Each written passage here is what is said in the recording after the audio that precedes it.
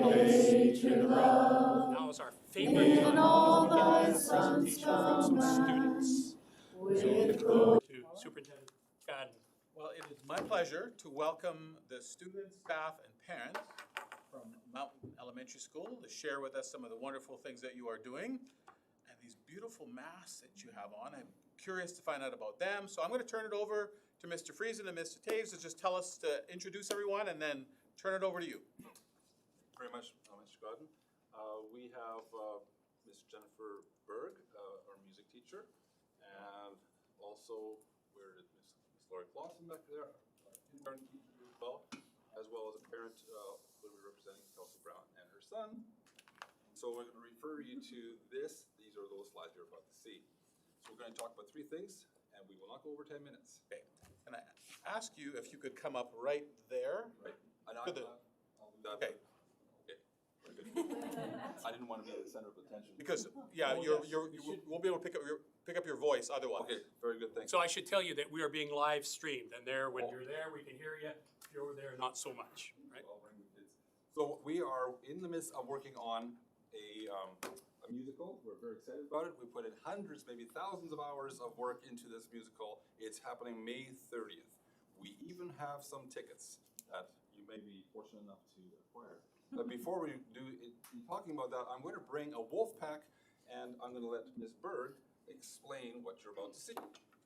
I am Ms. Berg. I'm the music teacher at Mountain Elementary, and we are putting on Beauty and the Beast Junior this year. The snippet you're about to see is about Maurice, Belle's father, has just found himself in a little bit of a sticky situation in the middle of a forest, and then some visitors come. So with no further ado, our grade 3 and 4 students.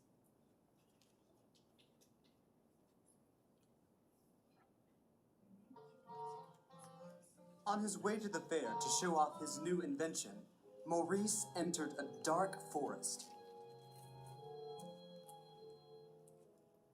Now let's see. Is it this way or this way?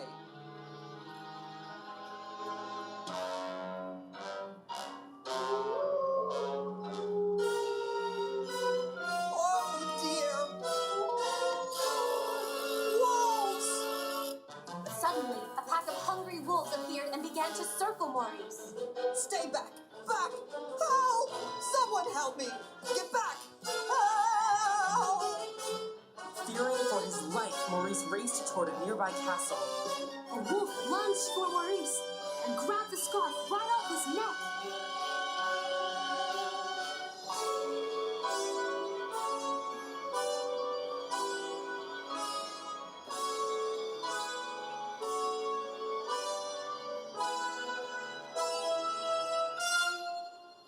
Hello?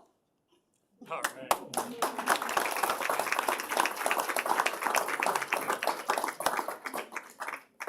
Could you advance to the next slide or two, actually? So that's Beauty and the Beast. We have some tickets, 4 tickets, 2 for the matinee and 2 for the evening production, and we'll let you All right. decide how you're going to get those. I think we decided already. Okay, next slide, please. And click it one more time for the animation. We also want to talk to you, the next one, sorry, we're one behind. We are very proud of what's happened in our school in the last 2 terms of reading. Our reading results have really improved. I'll stand over here. As you can see, maybe in that graph over there, that in term 1, we had quite a few kids in the minimally and not yet meeting categories. They have significantly shrunk, and the green and the blue, which are the fully meeting and exceeding categories, have grown. Now that's just a graph. I want to introduce to you John Davey. Come over here, John. And I'd like you to guess how many words he's read since September. Oh, boy. Oh. How many words? How many words he's read since September? Oh, boy. Well, I'll give it. It's a lot. It's a big number. 2,000.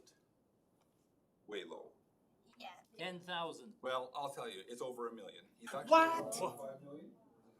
I think it's like it's something near like 1,750,750. Right, and he's proud.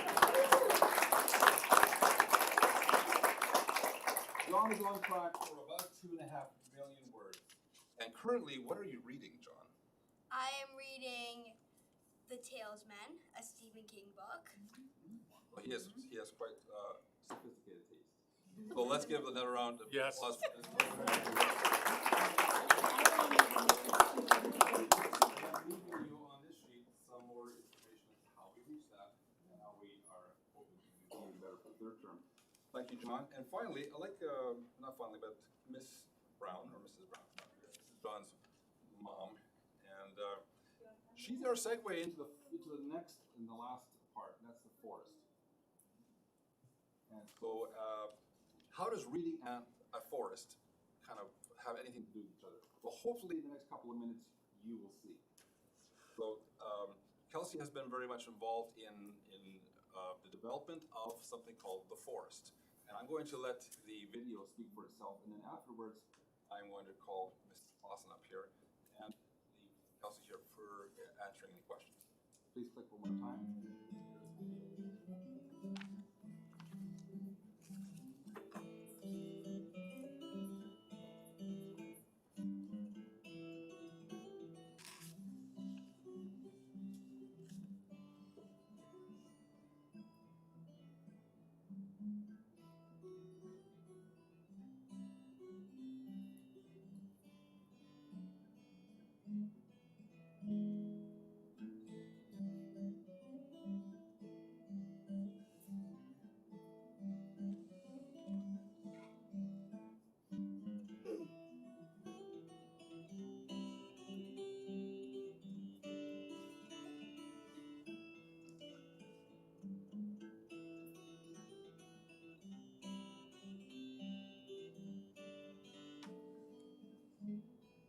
That's the gem that we call the forest at Mountain. So I'd like to call in a nutshell, we've developed forest since fall of this last year. Kelsey's done a lot of work with, she's also run a pack share treasure. She's brought a lot of people to help build the different aspects of it. And Mrs. Clausen's had a real vision for making this happen. And we are very excited about what we have there behind the school. A couple of words if you want. I don't have any words. Well, you really don't have enough time to just hear all the good things that are coming out of this forest. This forest was inspired by, I think, majorly a push from myself and a few others that saw that kids these days don't have the opportunity to play. They play on the playgrounds, they play in the city parks, they walk the sidewalks, but to play in nature, that art is being lost. Creative play. And I've taken kids on hikes where I've taken them into this clearing and said, okay, you worked really hard to hike, now it's time to play. And they look at me and they go, What? What am I supposed to do? The idea of going into the forest just to simply pick up sticks and put them together and build a fort. We all can relate to that, but the kids can't. So we were really inspired when we saw this space beside our school, and Mr. Friesen really opened up the door to us and he said, you know what, it's here, let's use it. The kids and a few adults came in and created the initial trails. They've been putting bark mulch up there. We've been blessed with free bark mulch, free chippings. They've been carrying those bark mulch chippings up into the trails, and it's a hard task in their free time, recess, lunch hour, because they love that space and it's become their own. They have planted 40 trees there. They have made forts. They have made, discovered fungi, and they've discovered different kinds of trees that are growing in there. They've discovered different insects. It's become a science unit itself. It's become creative play. And what I've really discovered is some of those kids that you saw playing in that forest, when they came into my classroom, I teach kindergarten, they're so timid. They're so afraid of taking risks. And our kids these days are afraid of taking risks. And when I've taken them into the forest, I see something different. There was one little girl in pink, and she was with me the whole time we would walk through the forest, or even in the classroom. She needs so much support. She's so timid and so afraid of taking risks. She's not the only one, but she's, in particular, I'm highlighting her. You saw her prancing around pretending she was one of the 3 billy goats gruff, and she just built a little bridge, and she was role playing. She can now be out there by herself without me, without me next to her the whole time. She's out there interacting with her friends. And that venue, that forest, has given her the opportunity to freely play, freely take risks. And she's now falling on the trail, which before she would have just been sitting there crying. She's falling and picking herself back up again. I see so much potential, and I wish every school had a space like this. And I'm talking as a kindergarten teacher because I really see that if we can instill in our children that love of nature, that respect for that space, and to teach them well, they're going to grow up to be adults who can take care of our forests, where we're losing them to garbage and to fires. And if we can teach them well when they're young to respect that space and to enjoy it, we're going to do well. There's my question. Never underestimate the power of parents, teachers, and administrators when they get something positive about kids in their minds, so that's fantastic. Comments, questions? Yeah, no, I Trustee just Newcomb. want to make a comment. I was blessed, our families had a place up in the woods in British Columbia, and it's disconnected. There's no cell phone towers, there's nothing. And I was raised up, my kids are raised up in it, and I tell you, the relationships and the creativity and the ingenuity and the stuff that you can do out there is incredible. So I commend you for that. I think that is just wonderful, and I think that's a great idea. New forests in every elementary school. Wouldn't that be something? Thank you. Thank you very much. And I would like to say that the amount of community support that we've received for this project has been phenomenal. We've had Canadian Tire donated some outdoor storage boxes for us. We had a local landscape company, 2 local landscape companies actually come in and fell a bunch of Dead trees. dead trees that were a hazard for falling over. Come in and spray some blackberry bushes, donate wood chips, Clausen Landscape Supply. They donated a whole bunch of wood chips for us. It's been really cool to see the amount of people that are willing to help if you just ask. Yeah. Wonderful. Yeah. Trustee Anderson? I grew up in amongst the trees, so it's sort of natural. But I was just thinking back to going in amongst the trees. One of the things that we used to look for as boys going in the trees is for branches for slingshots. Give me the idea. Check your back pockets when you leave.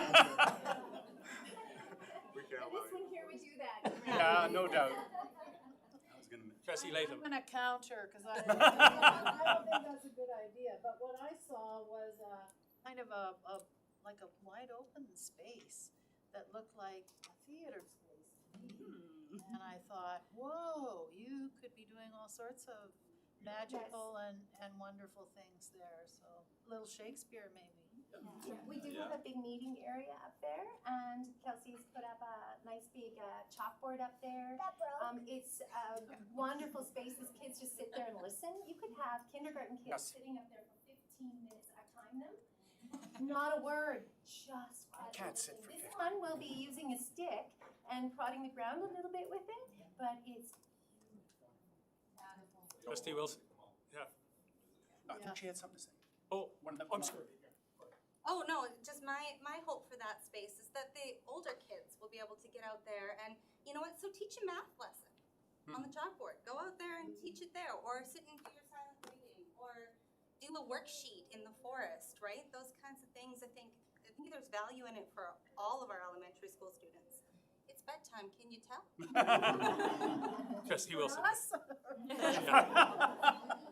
I just wanted to commend Mr. Taves, Mr. Friesen for tying all of the reading and the theater, the drama, and the outdoor play all together, because it's a comprehensive learning is what I see here. I really want to give kudos to the Wolf Pack and to what's the Maurice, thank you. Well, there you are. Okay, I just wanted Scarf back. Are you guys having fun doing that? Because it should be fun, shouldn't it? Yeah, that's really cool. You guys did a great job. We're very, very scared. Yeah. So anyways, kudos to everyone and to the parents who come in from behind and support all of this. Awesome. You're right. Oh, I would love to come and see the forest, but only on one condition. I need one of those mosses. No, not now. You can raise your hand. And just not 4 of them. I think with 7, 8 of us. We not like 4 tickets. We need at least 5, 7. Yeah. Thank you. No, awesome. And Trustee Paul. And a slingshot, yeah. I too raised my kids, probably ate as much dirt as they did anything else off the table out on the farm. And I remember reading a book when my kids were in school, and somebody with a better memory than I can help me out. It's called The Last Child in the Forest. And it was written by one of the Boy Scouts of America leaders.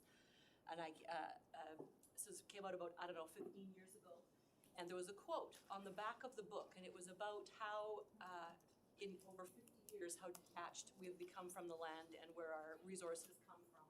And now we have these digital students growing up that are attached to technology, which we want to use for their learning, but the pendulum has completely swung away from the way that we grew up. And the quote on the back of the book was, I believe someone asked one of the kids that they were interviewing, why don't you want to play outside? And the response was, well, there's no outlets there. And it was impactful to me because I didn't need an outlet. My kids didn't need an outlet, and they all grew up just fine. And now we have kids that feel like they can't go somewhere that there isn't an outlet. So this pleases us very much to see that you're taking learning that's valuable, that's contemporary, that's meaningful to today's day and age, and putting it back into nature where they can realize that they don't have to have an outlet to do that kind of learning there. So thank you very much for all of your efforts and doing this and the example that you're setting for your children and everyone else to watch. And yes, and thank you all. Because you were of your wolfishly great presentation, Trustee Anderson, who's the liaison to your school, has a little gift for our students. So just to say thank you for coming.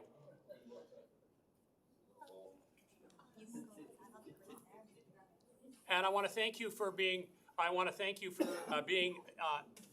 within the 10-minute time. I know that we extended it by asking questions, but your presentation was well within the 10-minute time. Thank you very much.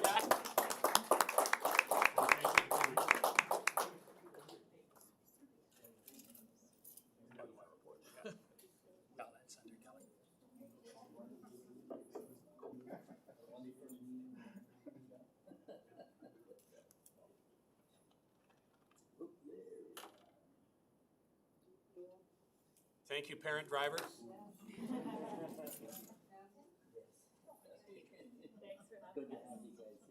Thanks. Surprise, our young man who's read 1.7 million words has had time to show up here. Thank you.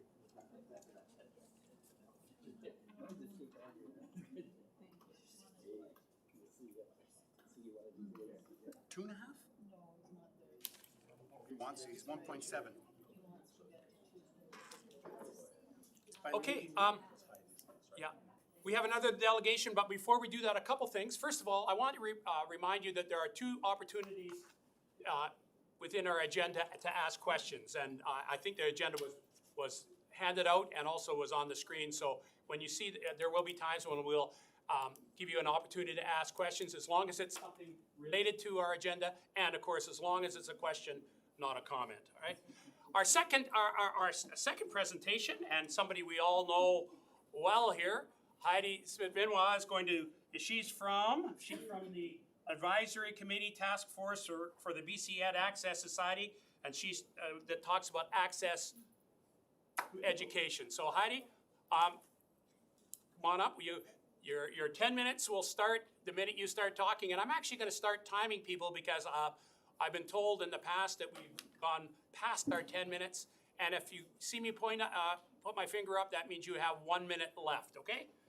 So thank you. Heidi, where do I point? Click to this area. Point over here? To you? It's not a PowerPoint, is it? Yeah. It's a PowerPoint on PDF. Yeah, PDF won't work very quick. It won't advance, right? Oh, okay. Just gotta scroll it ahead.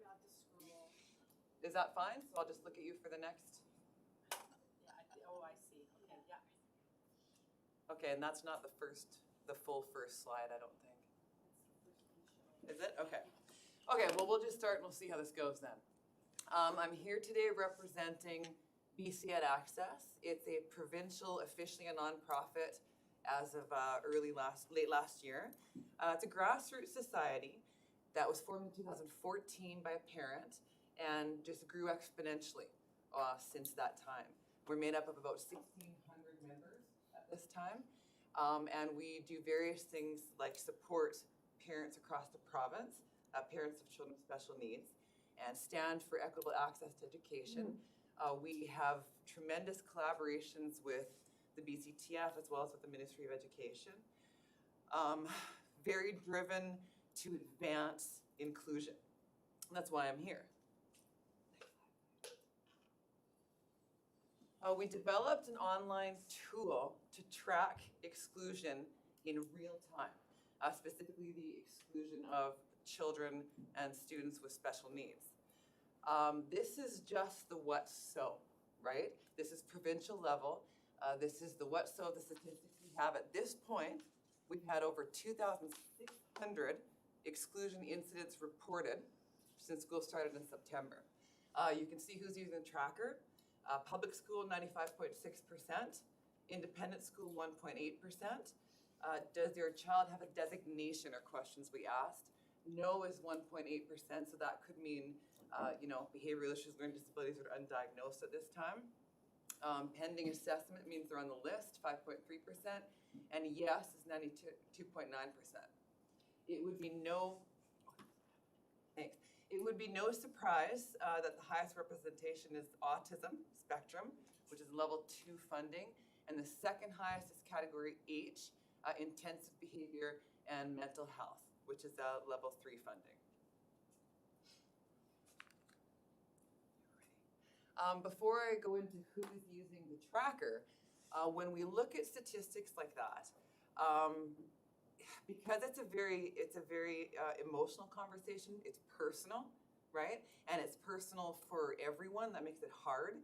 Parents, teachers, we want to make sure we acknowledge that it is a difficult conversation and that it can feel like it's us, but we're talking about all of us. It's a systemic issue. We're representing provincial data, and just like we've been working on a provincial level to have collaborative relationships with the Ministry of Education, with the BCTF, with superintendents, we acknowledge it's going to take all of us in this conversation to create inclusions in our schools. So before we present the rest of the data, please know that we're here in hopes that we can further this conversation district to district and pull the conversation to the province. What can we all do so that inclusion actually does exist in our schools? Who's using the tracker? There's our different categories that special education students fall under in the province. So you can see A, B, C, D, E, F, G, all the way through to H, P, Q, and R. All of those designations that you can read there on that slide, it explains what they are, have been represented in our tracker as of today. I'll give you a moment to read those. Okay, next please.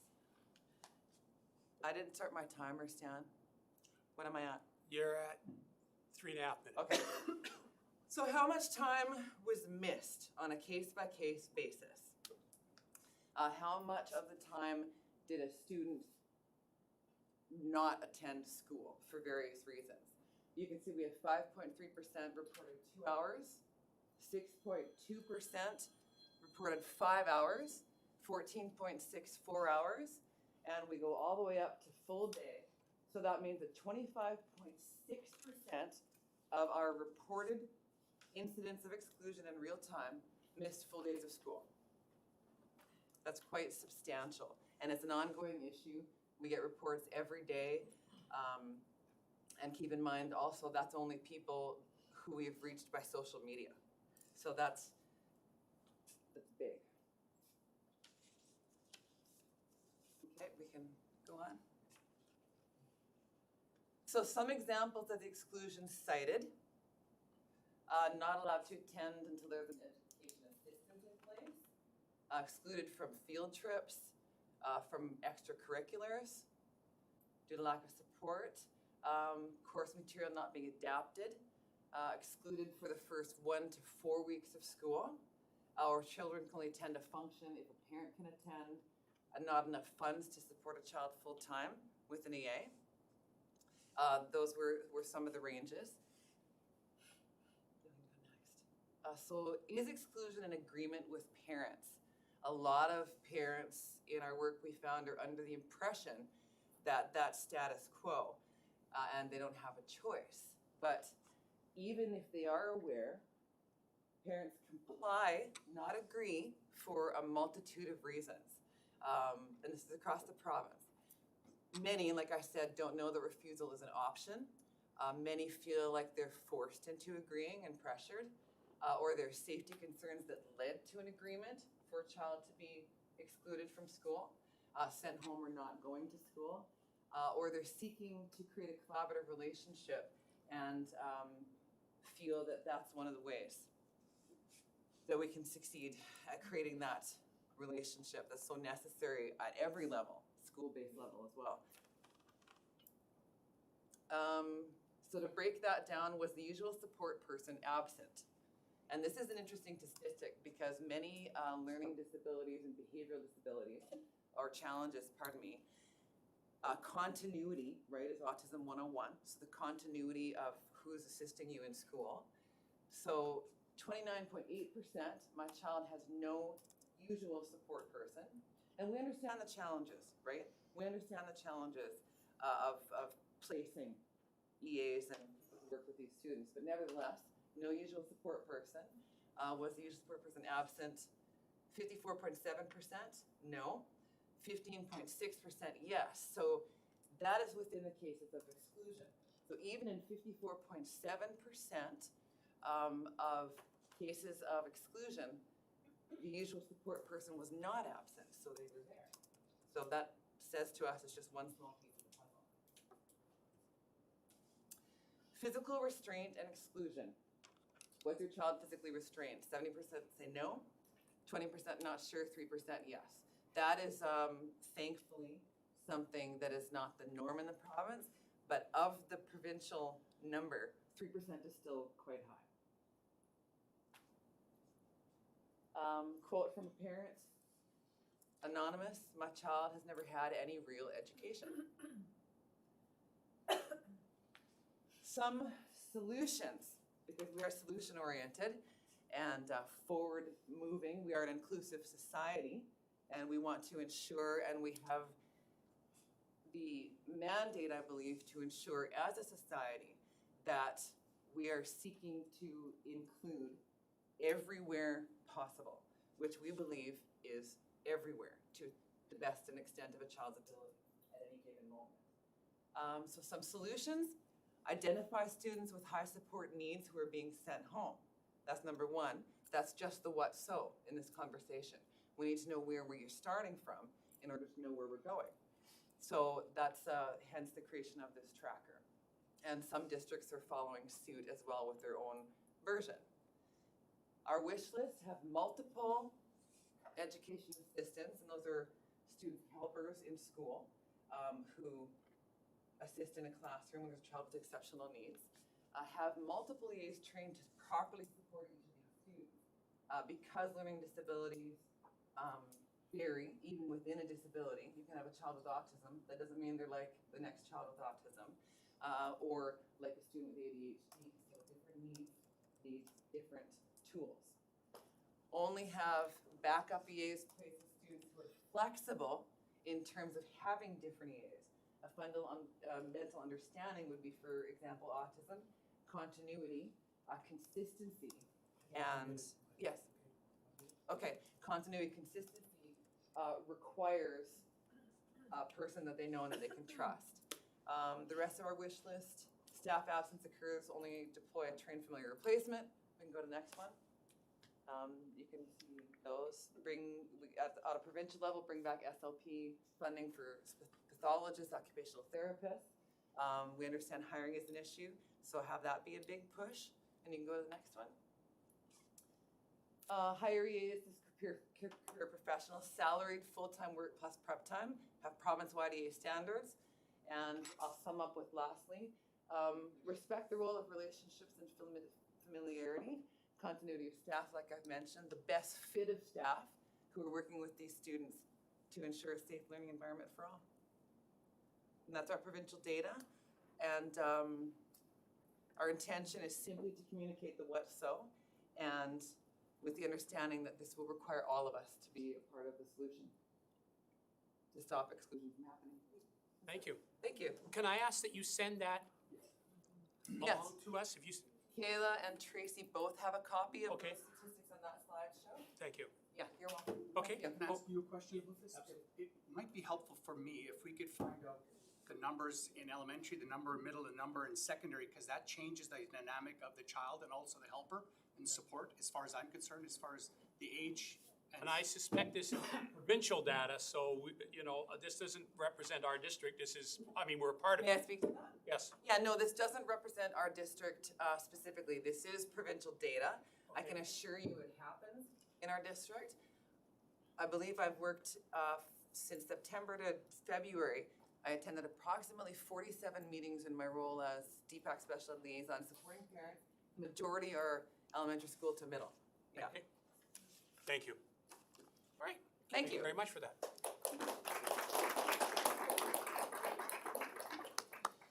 And our next delegation is some good folks that we've already seen before, but we're happy to have you come back.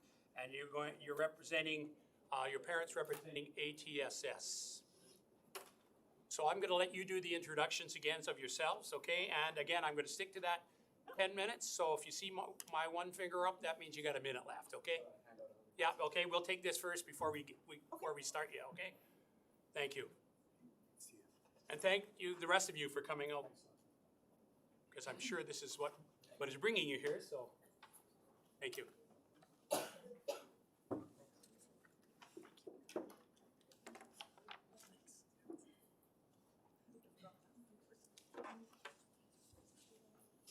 Okay.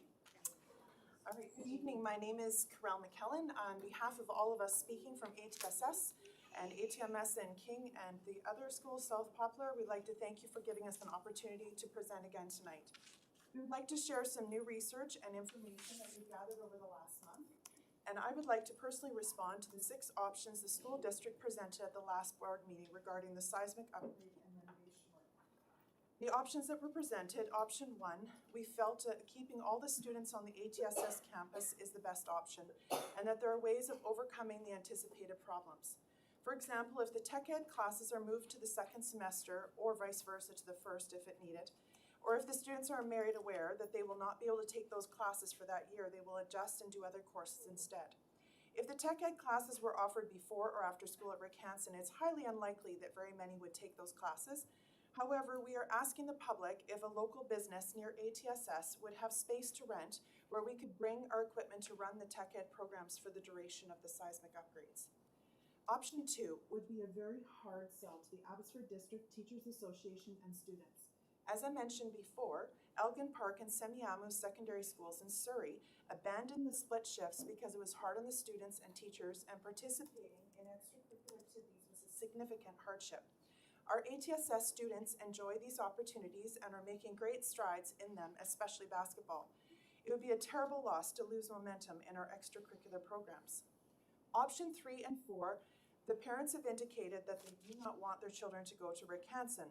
The ripple effect of this would either increase the enrollment at their catchment schools, causing portables to be put there, or else students would be pulled out of the district entirely and attend a private school instead. Students that have chosen a program and are comfortable in the public system would be forced to relocate to the private system. This would destroy the traditional model and it would not recover. Option 5, we cannot see how it would be possible to integrate the traditional students with the other Rick Hansen students. The teachers use differing styles of teaching, and there's no way to accommodate students that are used to a close campus and no spares on an open campus with spares. PE classes would also be affected with this option, as well as the tech ed classes, so this is even worse option. Option 6, preventing the incoming grade 6 students from attending ATMS would disrupt and destroy the flow of students to ATMS and ATSS. If the school district mandates that all students from grade 5 must go to their catchment schools, they would be unlikely to return to the traditional program.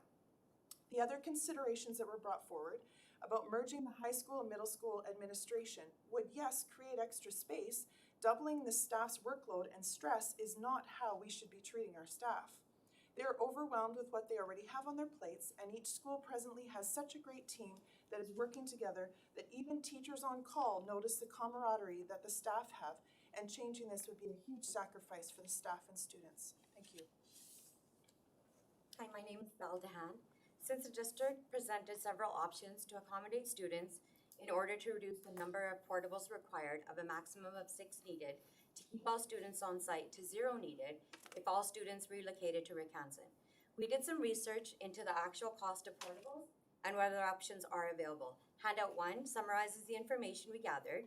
We are happy to email the actual quotes, proposals that we have received to the trustees, district staff to follow up on, but for tonight, I will not refer to the suppliers by name. At the public consultation meeting, the cost of new portables was quoted as $150K per unit, stated as 5 to 8 portables at a cost of $750K to $1.2 million. That figure has now grown to $225K per unit for the most recent information provided by the district to the media. 6 portables for $1.35 million. Our research shows that the cost of a new portable is closer to $125K. That would make the highest cost option of 6 portables total of $750K. A second option is to rent portables for approximately 2 years required for this work. This would cost anywhere from $1,200 to $2,500 per month per unit. The total cost for 6 portables would be $173K to $464K, including other costs. A third option is purchasing used portables. The suppliers we spoke to did not have any supply, but we became aware of a local private school that has recently completed some new construction and now has about 20 portables available for sale. We have asked for the information on the sales prices and are awaiting a response. We have asked for 6 portables to be reserved for ATSS at the price that will be negotiated. This will definitely be a lower cost alternative than buying new. Fourth option is locating existing portables. We became aware that there are existing empty portables throughout the district. We asked for a detailed listing and received one last week showing 113 portables in the district. Of these, 10 were identified as being either not in use or used for storage. 6 out of the 10 were identified by the district as being the most available. Yes, some of these may need some work, like a new furnace, but we believe that the cost of such repairs is still a much lower cost option than purchasing new.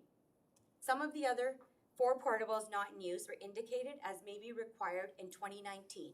We would also ask the district to be flexible at other sites, consider stretching those facilities a little tighter to make room and get us through the couple of years or even less that we need those portables at ATSS. The district stated that it cost to relocate an existing portable as $25K. Our figure is closer to $20K, but even going with the district option and the number, the total cost to relocate 6 portables would only be $150K. Hello, my name is Karma Hall. We talked last about the Traditional Advisory Committee TAC no longer being used to grow the program. Our research indicated that the last TAC presentation to the board was June 2016, almost 3 years ago. Handout number 2 is a sample of some of our work that has been done by TAC on a regular basis back then. Common professional development was being planned as well as events between different levels of traditional schools to build bonds and encourage student retention in the program. This just highlights how much attention is no longer being paid to the traditional program and how much the district's focus has changed. We have also been researching enrollment projections for HSS. Handout number 3 is a long-term facility plan report that was presented to the board in June 2017. This report lists the traditional family of schools on equal footing with all the other families of schools like Yale and Mowat. This report projects enrollment out for the next 12 years and projects ATSS enrollment based on its capacity of 550 students to grow from 84% to 98% school capacity of 2028. Handout number 4 is a long-term facility plan report that was first presented to the board in October 2017. and finalized in May 2018. This report changes the classification of traditional family of schools and downgrades it to the traditional program, separate and apart from other families of schools. This report also recommends that the traditional program not be grown, but rather maintained at its current size. The enrollment projection still remains constant at 463 students all the way to the year of 2028. The Rick Hansen section of this report shows its enrollment projected to significantly under capacity all the way out to 2028. And for some reason, the following statement is made about ATSS in the Rick Hansen section enrollment discussion. ATSS is located within the boundaries of Rick Hansen Family Zone, and in September 2016, 250 students living in Rick Hansen catchment attended this district program. The September 2016 enrollment for ATSS is 464. At the public consultation, March 2019, just 10 months after the May 2018 report I just mentioned, the ATSS enrollment projection was dramatically changed to show it projected to decrease only 286 students by the year of 2028. So what happened in just 10 months to justify such large drop in ATSS enrollment projections? Thank you. I'm gonna ask for a little bit of leeway, maybe a minute. Very little. I will try. Okay, thank you. Circling back to portables, on handout number 1, supplier 4 has confirmed that they sold 11 portables to the district 4 years ago at a base cost of $85,000 each. So we are confident that with all the other setup costs, the new portable will not exceed $125K, a total cost of $750,000. The figure used by the district of $225K per portable is wildly overstated. New portables are recorded as assets by the district over 40 years and have a lifespan of at least 30 years. Since we only need those new portables for a maximum of 2 years, only 2/30 of that cost, or $50,000 total for 6 portables, is the true project cost for ATSS. The district is in regular need of new portables, and these will be used for at least 28 more years as district assets. I'm going to stop you there and say, I'm not sure we're getting new information from you there. So I'm going to say thank you very much. Thank you. Thank you. All right.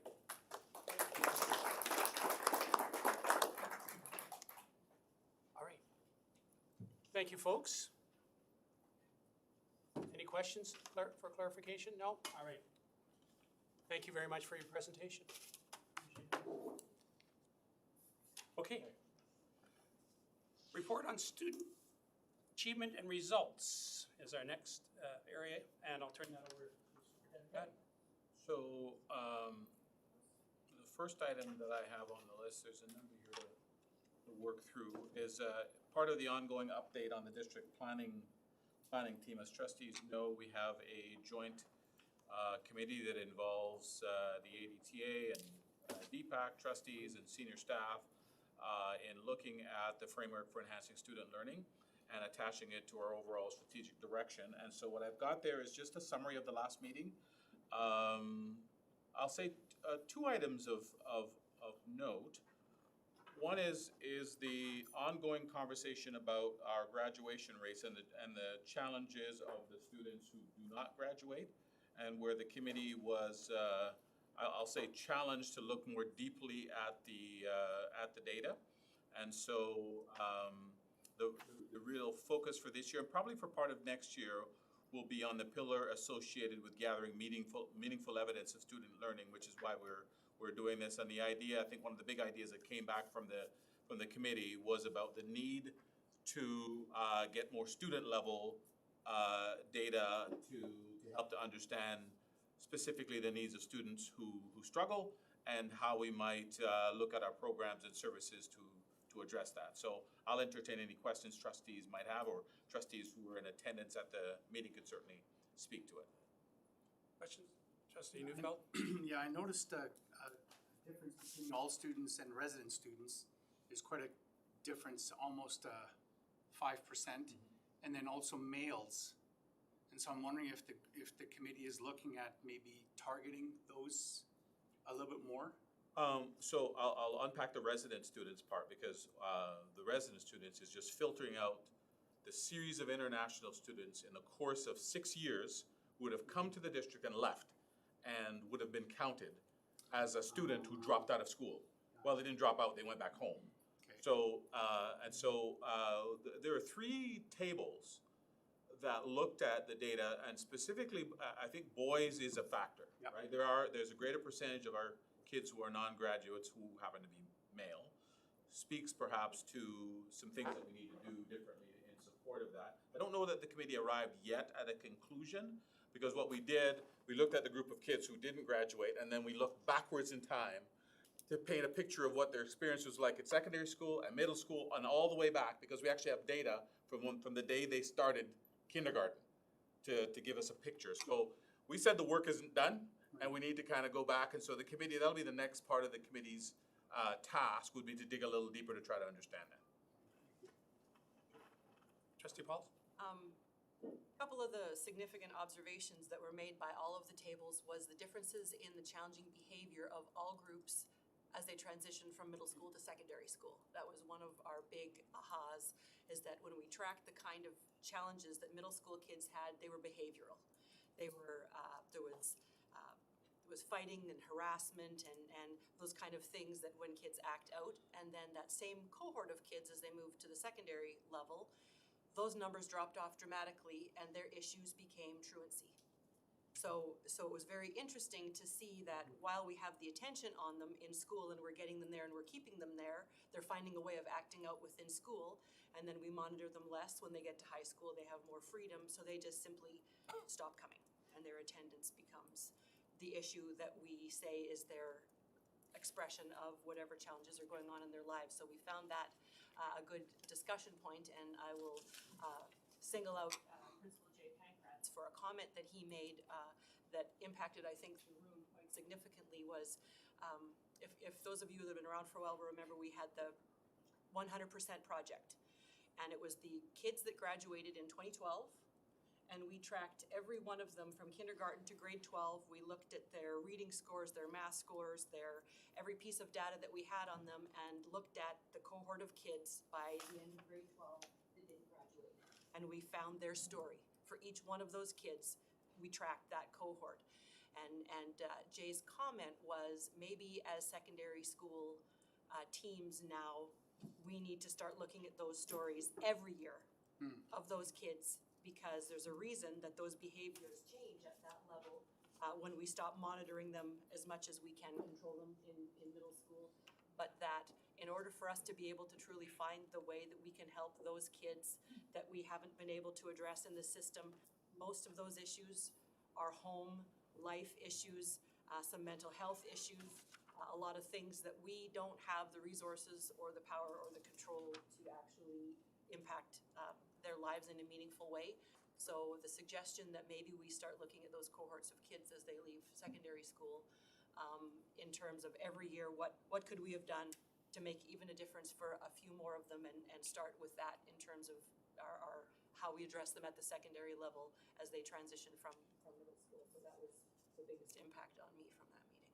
Yeah. Trustee Latham. So I was with the elementary table or cohort, and we talked about the power of early intervention and that the correlation about children not being able to read by the end of grade 3. We know that is pivotal in terms of how it relates to the percentage of kids that don't graduate. So yeah, a really interesting conversation. The last piece I would throw in, because I think the point about going down to the student level to kind of understand the path from an individual level is well taken. The committee will continue the work next year. And one of the things I'm going to encourage the committee to do is there's a story for every student who is not successful, right? The story of the student who struggles in kindergarten and doesn't read by grade 3 and so on. But there's a story for the student, and we saw some of that, right? For the student who wasn't initially successful, but managed to get through. And I think the committee needs to look at both, because I think they will tell the fuller story about the conditions of struggle, but also the conditions of triumph. All right. Any other comments? Before we go any further, I see Ms. Leanne Lepke, the newly elected Vice President of the Abbotsford Teachers Union, right? The new name? All right, welcome here. And congratulations. Okay, student fees and deposits. So, under the School Act and based on Administrative Procedure 315, the board is required to approve school fees and deposits annually. I will just offer to you again the point that is made in the report that the ministry graduated adult still requires adult graduates to pay, and so you will note in there under the School Act and under our admin procedures, there's a requirement for adults who have graduated already from the system to take, if they take a school district course, that they will pay. Beyond that, you see all the other fees that are historically been approved, related all the way from activity fees to parking permits, remaining unchanged. So it's with that I would ask the board to approve fees for the coming school year. Move with the question. Yes, Trustee Wilson, yeah, your question. And seconded, Trustee Pauls. Trustee Wilson, Trustee Pauls, and a question. Thank you. Superintendent Godden, could you please refresh my memory how much per course we are funded by the ministry for a regular high school student? For a regular high school student, now you're testing my memory. Or perhaps Per course? course. Maybe I wouldn't venture to correct guess because I know I'll get it right. I don't have that information. Does our secretary treasurer? Let me do some math.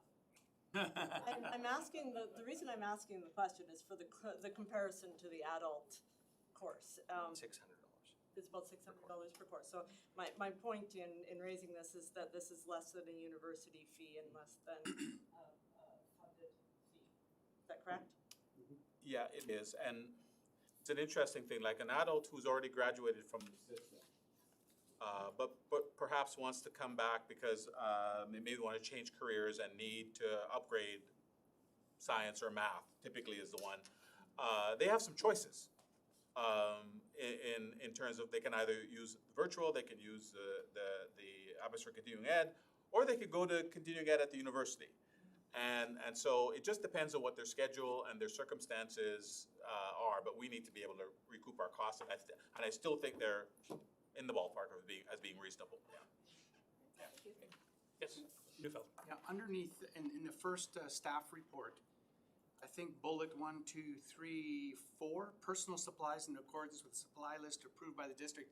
Is there any number for elementary, middle, and high school in there, or because there's nothing in there, it kind of doesn't give us any indication of how much that would be to an average student? Or No, I mean, it's something that we attract because every school does that so very differently in terms of supplies. Some work out things with staples and so on. So we're not able to put a number to that, save to say that there are expectations around rounding up and making sure that money is refunded to kids if the costs in the budget are what they've accrued are greater than what they have purchased for kids. is there also a hardship clause somewhere? Yes, Yes. that still exists, yeah. Okay. All right, so looking for approval of this, and voting buttons are up.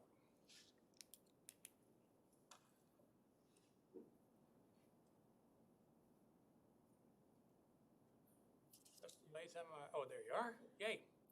All right, and next up is Board Authority Authorized Courses, BAACs. Yeah, so just so you know, these are not all brand new courses, which would be fine if they were, but there is a requirement with the redesigned curriculum that school districts had 2 years to get all our BAAs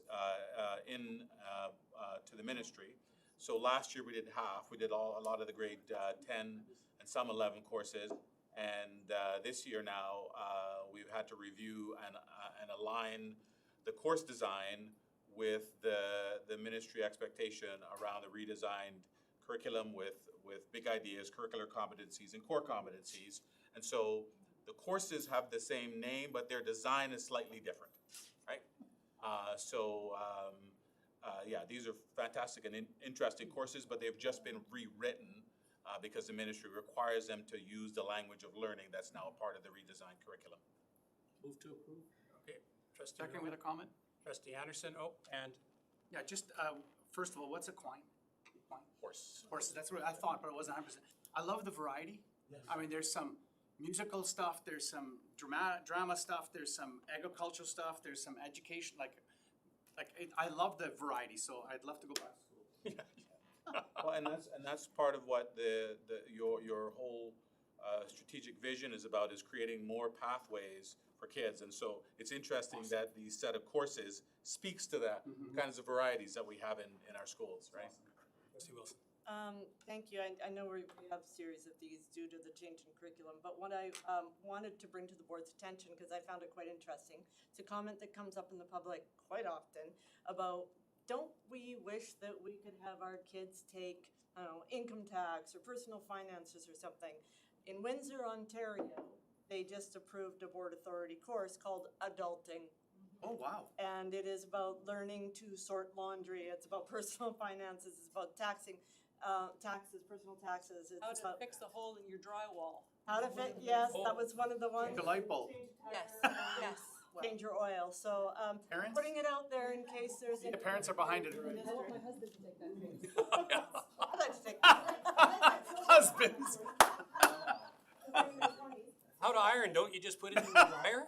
I don't know if it's. Anyways, I just thought that. That's a great idea. The educators out there looking for another course. All right. Adulting. All right, we're asked to approve these, so your voting buttons are up.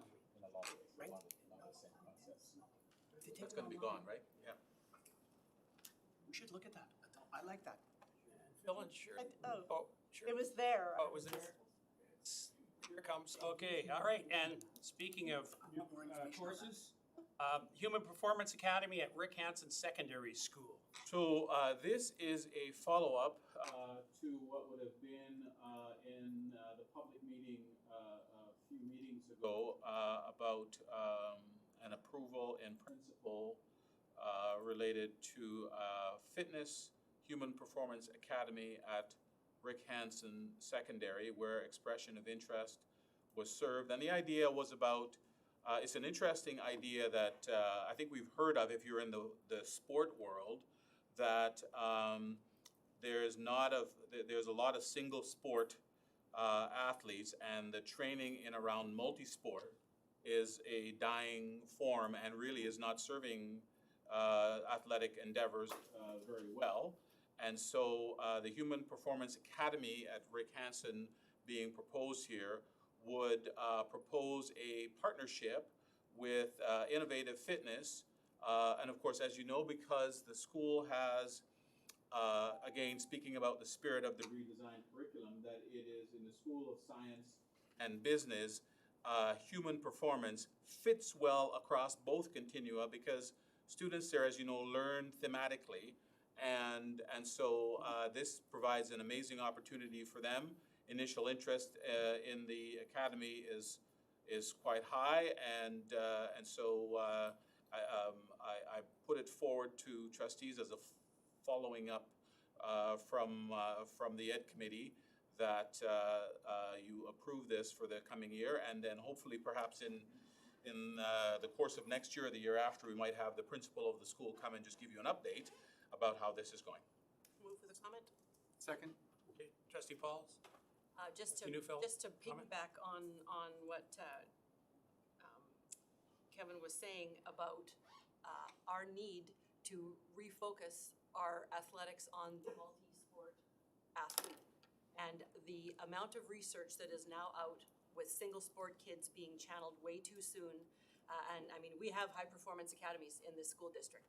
We do at the secondary level, but kids are being streamed at 10, 11, and 12 years old into single sport, and they're getting overuse injuries and all kinds of things like that. And this, I went to the introduction to the students that was done by the gentleman that's going to run the program there, and this is just a holistic approach to wellness and body care and personal fitness and training, and a preparation to keep your body well to play any sport at any level, and agility and understanding.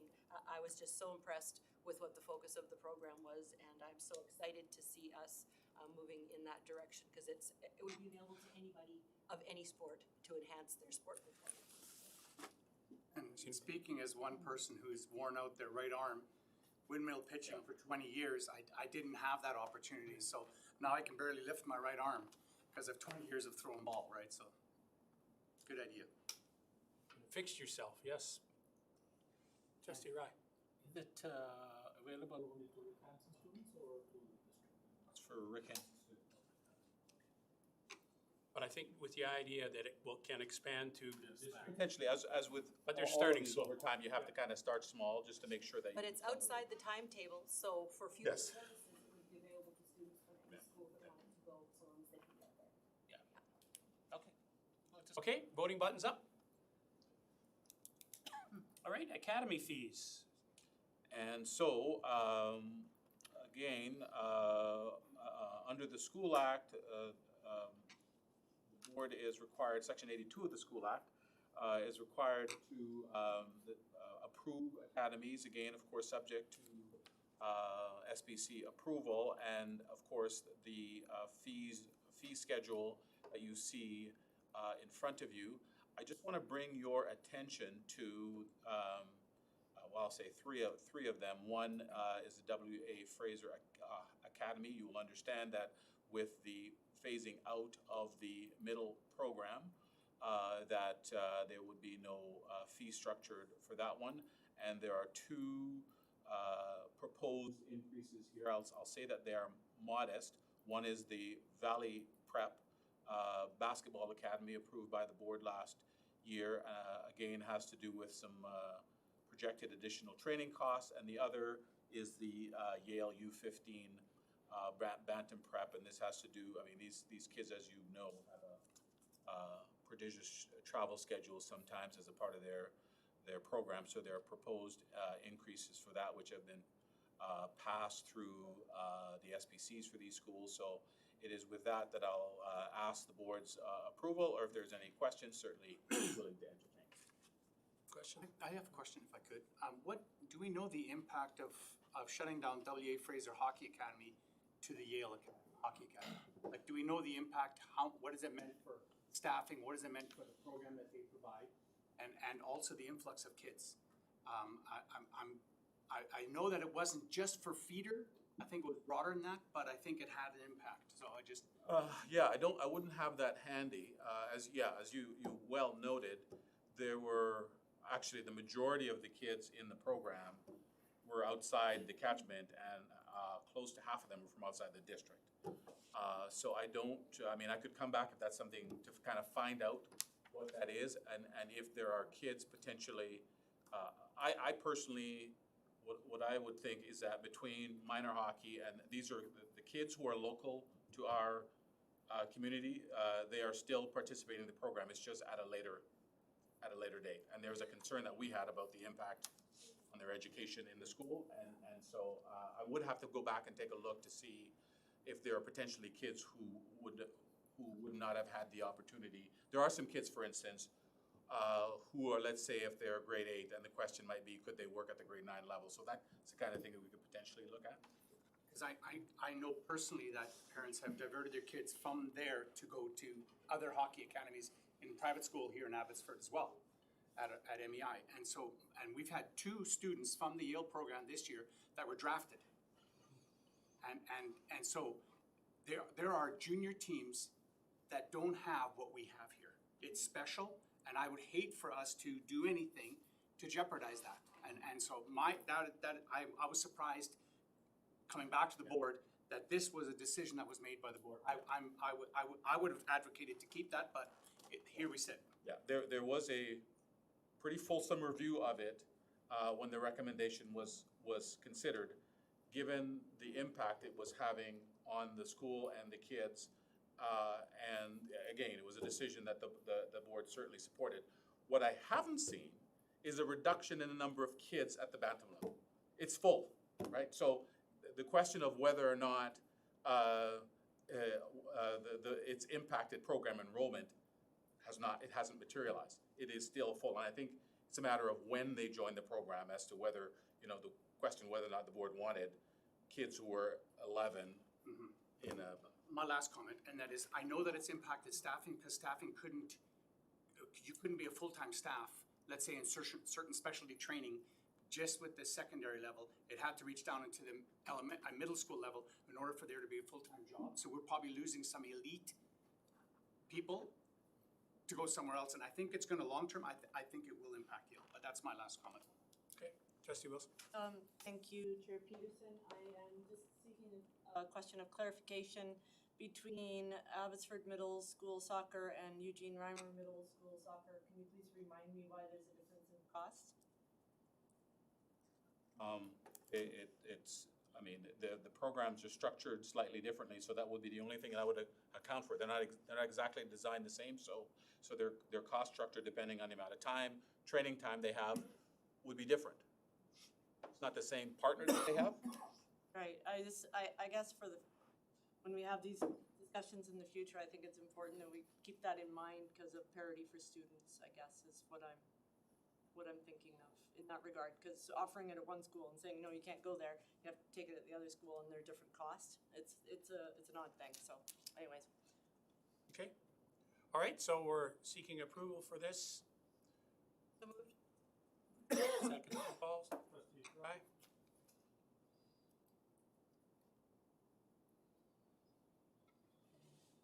Go. And not to steal your thunder, I think there's some good news.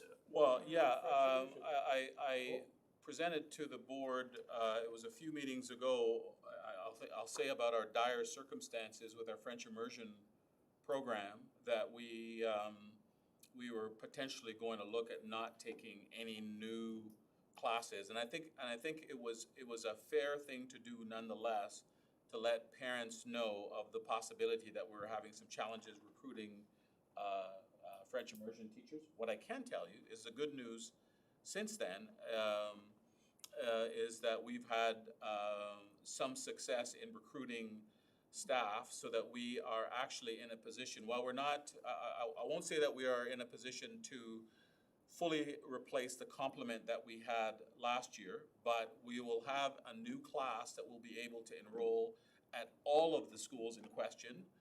That is Sandy Hill, Margaret Stennison, Centennial, Clearbrook, and Chief Dan George, which is an amazing, I'll say big kudos go out to our HR department in terms of their recruitment to get staff here. So we'll be able to have a late immersion class. We won't have two, but I think having a late immersion class, I think, is fantastic, because that was one of the places that we were concerned about.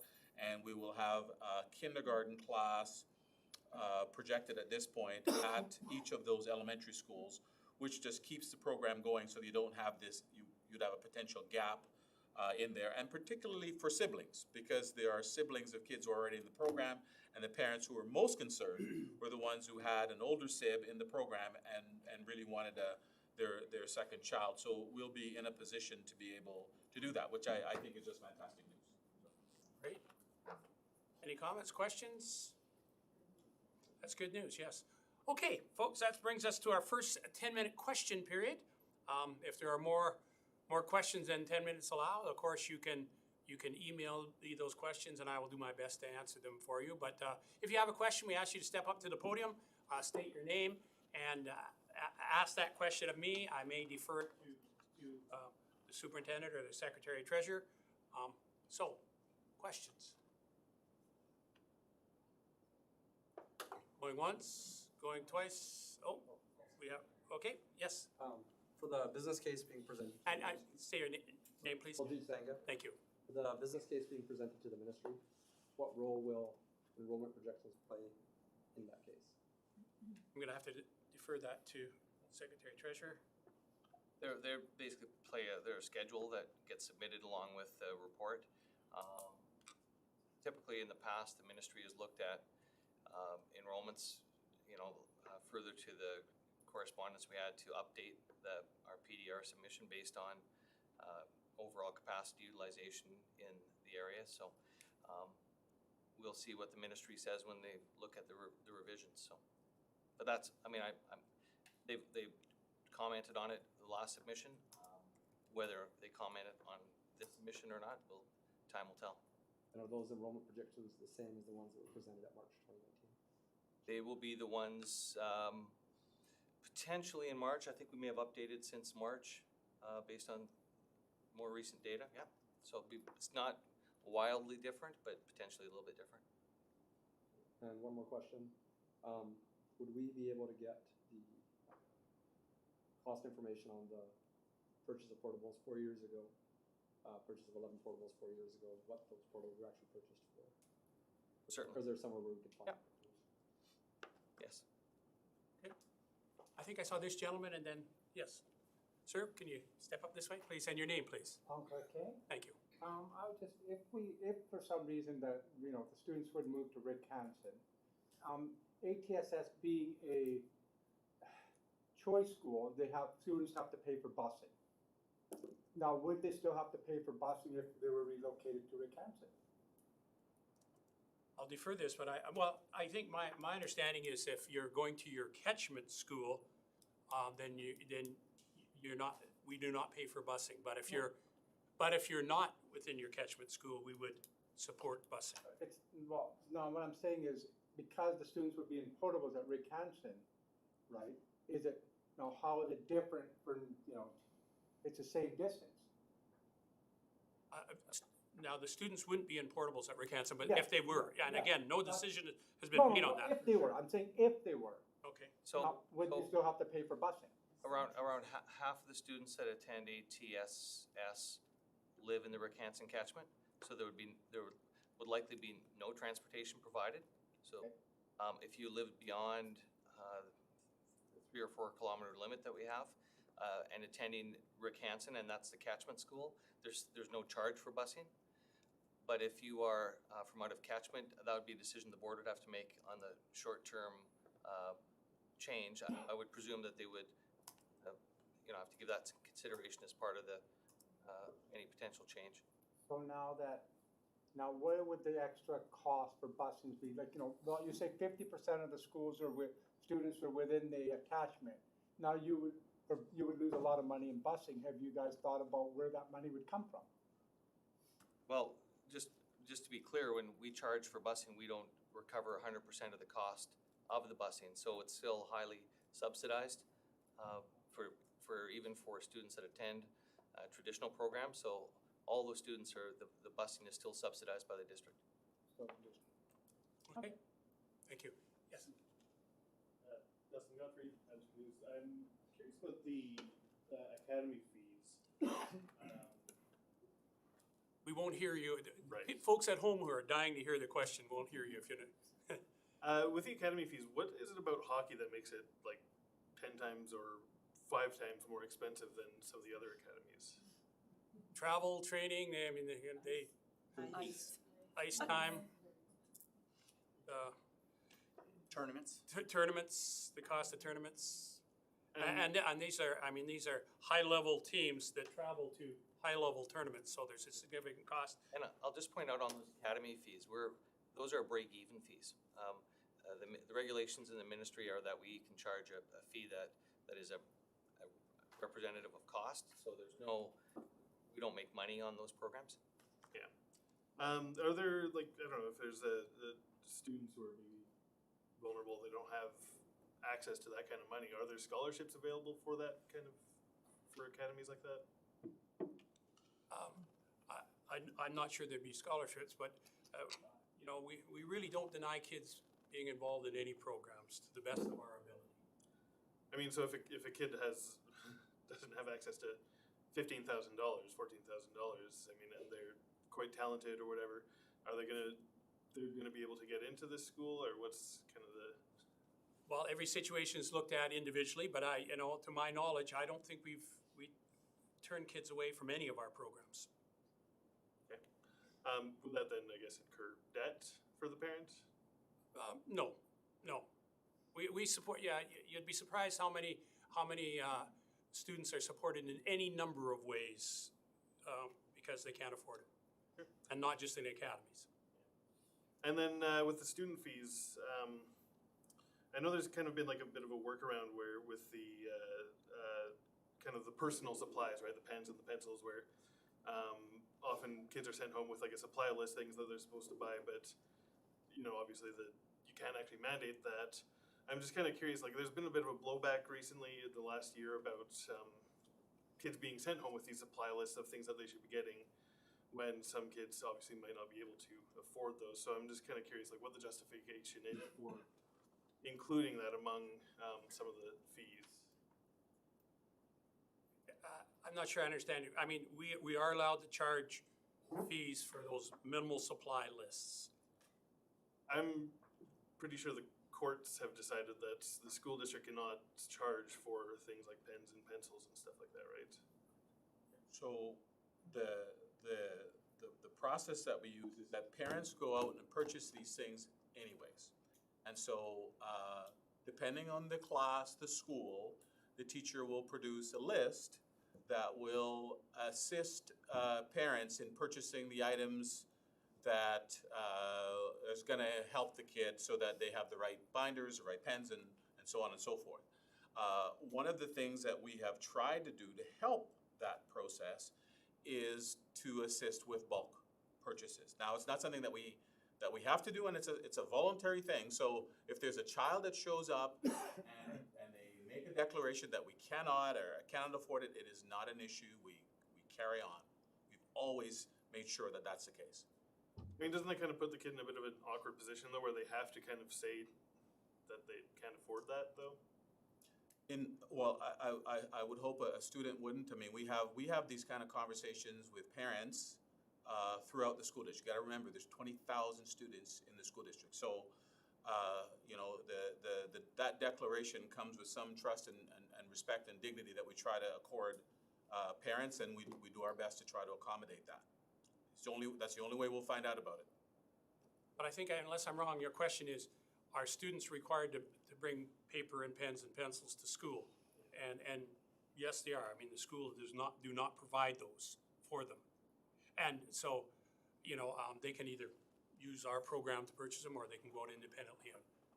But is that not a thing that's court mandated, is to provide those things if a kid can't afford? And we do. Yeah. Yeah, and we do. And so again, I guess the question then is, why not just kind of provide them instead of asking kids to kind of go out there, and why not, I guess, kind of assume that they need the supplies rather than have a kid have to kind of come forward and say that they can't afford these supplies? Well, most kids do, parents do provide the supplies, and it's no different than a child wanting to be on the basketball team and there's a fee. It's done discreetly, and I'm not sure our staff are well trained in understanding this process, and I don't think anybody is put in any kind of vice grip in any regard as it relates to this. It's done very discreetly. Thank you. And if we would hear differently, we would take care of that. Anyway, sure, sir, we'll say this is the last one, okay? Thank you. I know, Rick, ATSS students have been asked, how they would feel to go to Rick Hansen. Have Rick Hansen parents or students been asked how they would they like ATSS students to be coming to the school? I don't believe we've asked that question.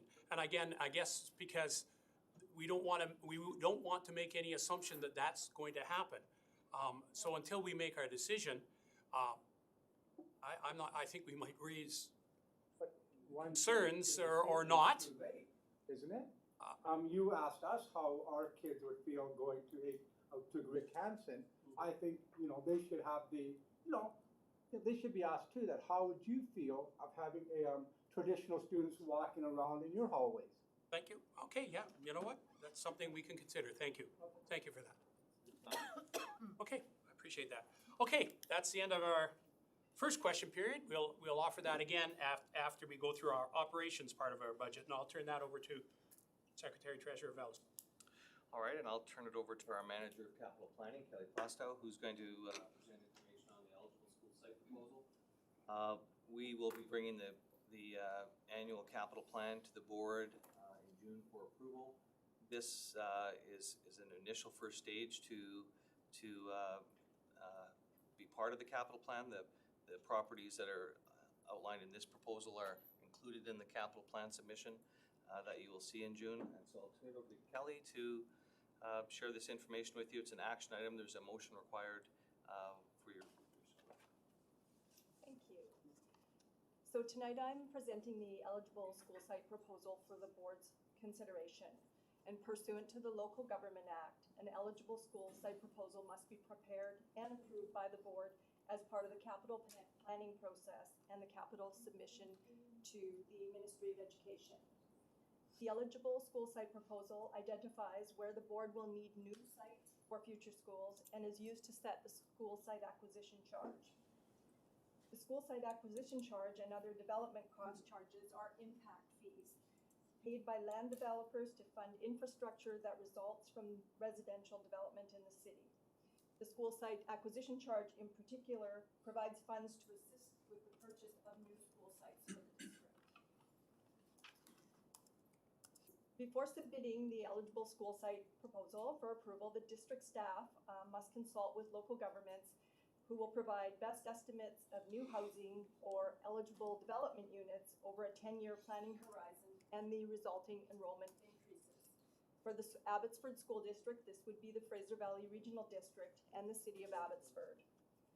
The Fraser Valley Regional District has a very small area within the Abbotsford School District. It's located at the very top of Sumas Mountain in electoral area G.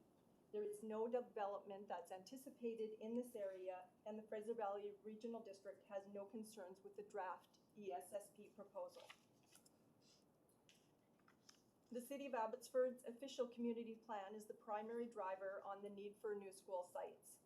Adopted in 2016, the OCP and its accompanying neighborhood plans guide development of new areas and revitalization of older neighborhoods in the city.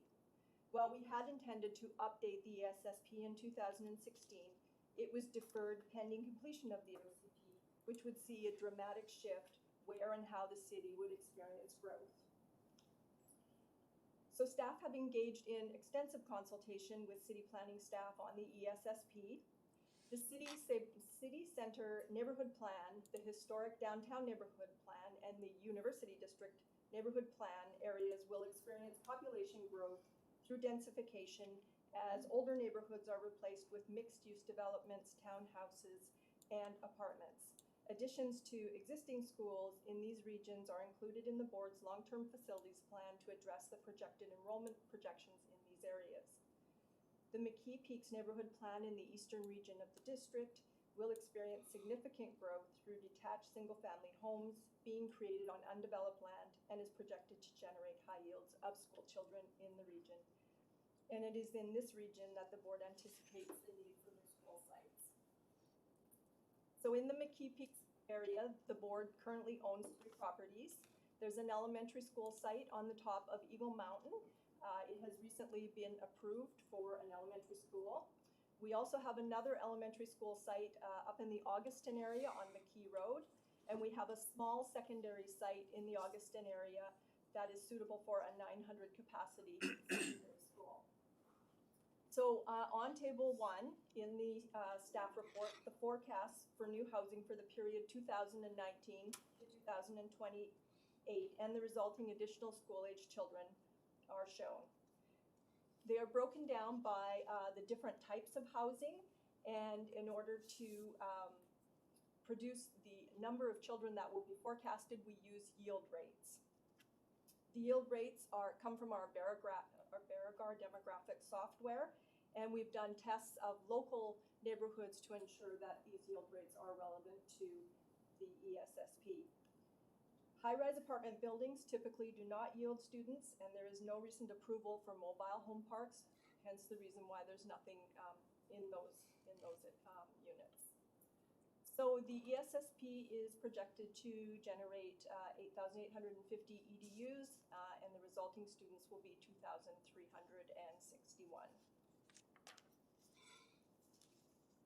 And then on page 2 of the staff report, we have we have predicted that we will need one new middle school site up in the area for a 600 capacity middle school, and that the existing secondary site up on Sumas Mountain Road is not large enough for what our enrollment is being projected at. So we are asking for a larger site, for a 1,400 capacity site. So upon approval of the ESSP, the board must pass a resolution setting out its decisions, forward a copy of the resolution to each local government in the district, and the local governments that receive the board resolution must consider it at a regular council or board meeting and respond within 60 days. Upon acceptance, the Board of Education will adopt a bylaw setting the school site acquisition charges.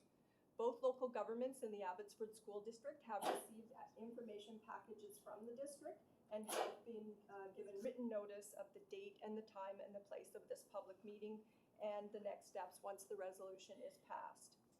It's our intention to bring the school site acquisition bylaw to the June 18th board meeting, and the charges will come into effect 60 days after it's adopted by the board, and this charge would be updated annually as part of the capital plan process. Trustee Neufeld. Well, this probably isn't pertinent to today's topic, but maybe for future. Just looking at the densification of our city, and when we look at eligible school sites, we're looking at land. And land is very expensive, land is very minimal. Is there conversations happening with developers who are maybe building a high-rise saying, can we have, as a school district, the first 2 or 3 floors of that building with a separate entrance to maybe use that as a school facility and have the building the rest of the way up for whatever? And I'm just thinking of repurposing development instead of, because land is very expensive, the building is not.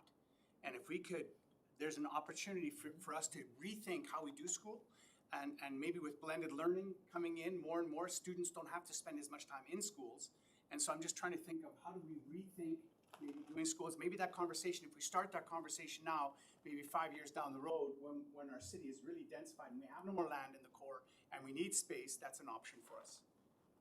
Okay. I'll just, Trustee Neufeld, I'll just maybe comment on that. You'll see in the capital plan when it comes forward that to deal with the growth in the core, there's a number of projects that are looking at expansions of existing sites, so to increase capacity of existing schools, replacement of some existing schools to larger capacities. Some schools are nearing end of useful life kind of thing. So that's what you'll see in the capital plan as well, to address the growth in the core, because we have contemplated what that looks like. And so in all those neighborhood plans, Kelly has put that information into those projections. So. So my question, and I don't actually know who's gonna be able to answer it, I'm wrapping my head around, so the city gets development cost charges from the actual developers as part of the city infrastructure build, and we get our school site acquisition money out of the DCCs, is that correct? It's collected at the same time. So it's separate from the DCC? The board, out of it. board sets the school site acquisition charge, and the city collects it on our behalf and then transfers it to us. Okay, so when was the last time that we had an increase in our SSACs? 2007. So because our land has increased astronomically in the last 12 years and we are now just renegotiating that fee, is there a prorated amount that takes into consideration that we haven't increased it over, like starting now we're gonna get this increased amount, or are they considering the fact that the land, I'm just trying to wrap my head around how now that we've got this big jump, we're gonna be able to collect enough money to purchase this land when we haven't increased for 12 years. When land was not that nearly, it was half the price that it was now 12 years ago around here. It was. Well, what I can say, if you remember back 3 or 4 years ago, maybe 5 years ago, Langley School District increased its school site acquisition charge, and they went from what their current rate was to the maximum rate, which is like $1,000 or something, I think, is maximum rate. Based on the information that we have here, Kelly's draft of the school site acquisition charge doesn't move it anywhere close to maximum. So in conversation with the city, it still doesn't move it to the maximum level. And I think that the municipality is typically concerned about what those charges will be. And I think what Kelly has commented on is that the city's almost, relieved in some way to see what our change will be coming forward, based on the land that we need. So we don't predict that we need the maximum increase, So part of the reason for that is that in 1994, the district acquired several pieces of property in advance of when the school site acquisition legislation came in. And so we're only allowed to charge from the time that it was put in place forward. And so we already had land in place. Other districts are having to acquire land for this extensive growth that they didn't have in place in the first place. So at some level, depending on how you look at it, it certainly is better from the point of view of business and development in the city that we're not going to max rates, because I think that was a concern. Trustee Anderson? On this SSAC, do we have money in the bank now that came to it, and how much? We do. Reiki? Yeah, I just don't have it right in front of me. I can certainly get that for you. Yeah. You remember the financial statement presentation? It's in there. which appendix do we pay? Okay, Trustee Wilson, okay, so thank you. Thank you, Chair Peterson. My first, I have two things. The first is comment, and it's in response to Trustee Paul's and others around the table, that over the years at AGM at BCSCA, there have been regular motions brought forward where boards have tried to have BCSCA work with the government to increase the SSAC cap because they find it too low. So I actually appreciate the fact that we're in it's not actually in contrary. I'm very appreciative of the fact that we don't have to go to that cap. But it hasn't passed at every AGM. It hasn't come, and they haven't been lobbying the government, to my recollection. Anyways, my question is, I'm not sure if it's Kelly or the Secretary Treasurer, but it is in regards to how many other pieces of, I don't like to call it surplus land because it's not, our properties are not surplus. But we have other properties, not just the ones in McKee-Pig, but where else do we have them? Well, I guess the main one is the site of Dunick Elementary. That would be an The actual only other vacant site. Correct. That's actual surplus? That's actual surplus, like not being used by the district. That's the only one I'm aware of. Is that But we have correct? other properties that at one point in time could potentially be consolidated, such as core or other properties, right? We own other areas, other properties that are not used for student education directly. They're not schools. Core, I guess core, and then I'm not sure. ITC. Oh, ITC, we have the Aboriginal Center, the curriculum building. So there's a number of non-education spaces. So, and we've talked in the past, and that's, I mean, in the past, either in capital plan or in the financial presentation, about consolidation of all those administrative spaces. So that is still some plan for Which I think is good of current and previous boards in terms of managing those.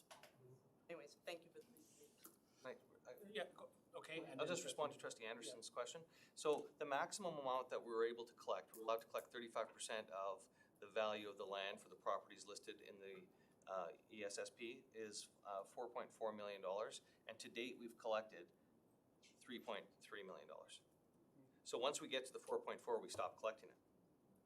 Okay, unless we revise the ESSP for additional land that we will need in the future. So once municipalities have responded or given us feedback on the ESSP, then the information will come to you around the school site acquisition charge. Okay, Trustee Nouveau. Just so we know that at the end of the day, that charge gets pushed down to the end user, which is the buyer of whatever. And the developers, sometimes if we charge them too much, DCCs and these kind of charges, they move to another municipality to build. So that it needs to be balanced out here as far as what can they afford as well. Okay, any other comments? All right, Trustee Rai, Trustee Pauls, and where am I?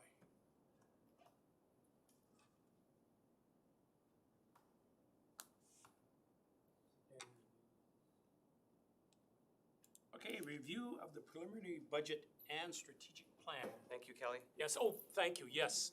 As always, we love the information you bring forward to us. Thank you. Been a lot of work on that project. Budget. This is where I sigh. All right, I will quickly run through the current status of the budget estimates. Some changes from the last presentation. Yeah, just keep clicking.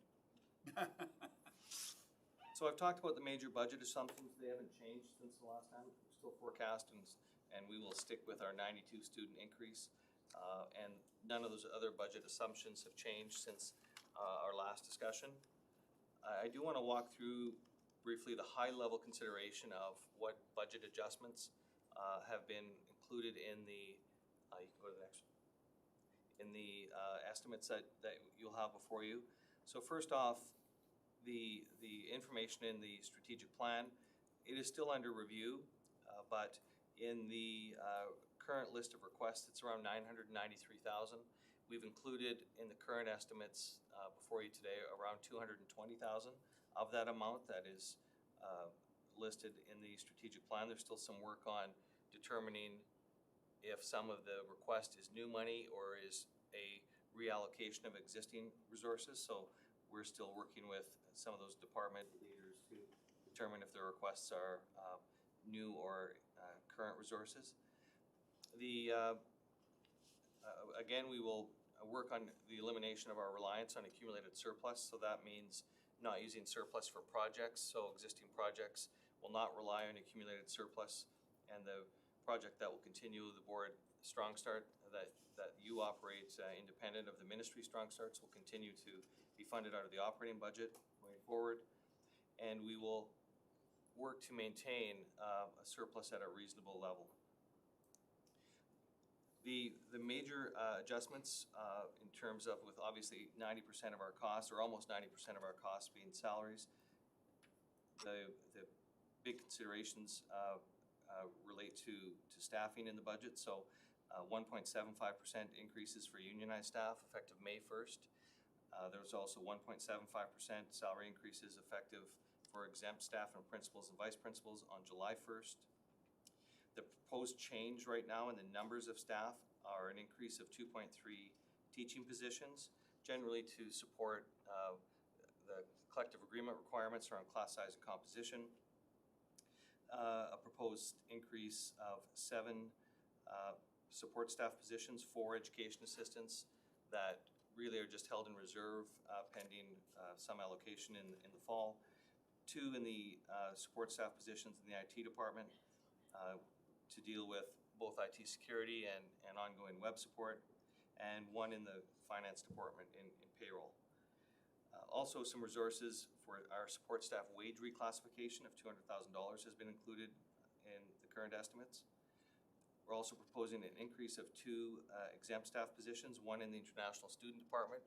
We talked about this last meeting about the growth of our international department and the workload in our homestay department. We have probably one of the best homestay structures in the province, and so it just requires some management, and we have not increased our staff in international for a number of years despite the growth in that area.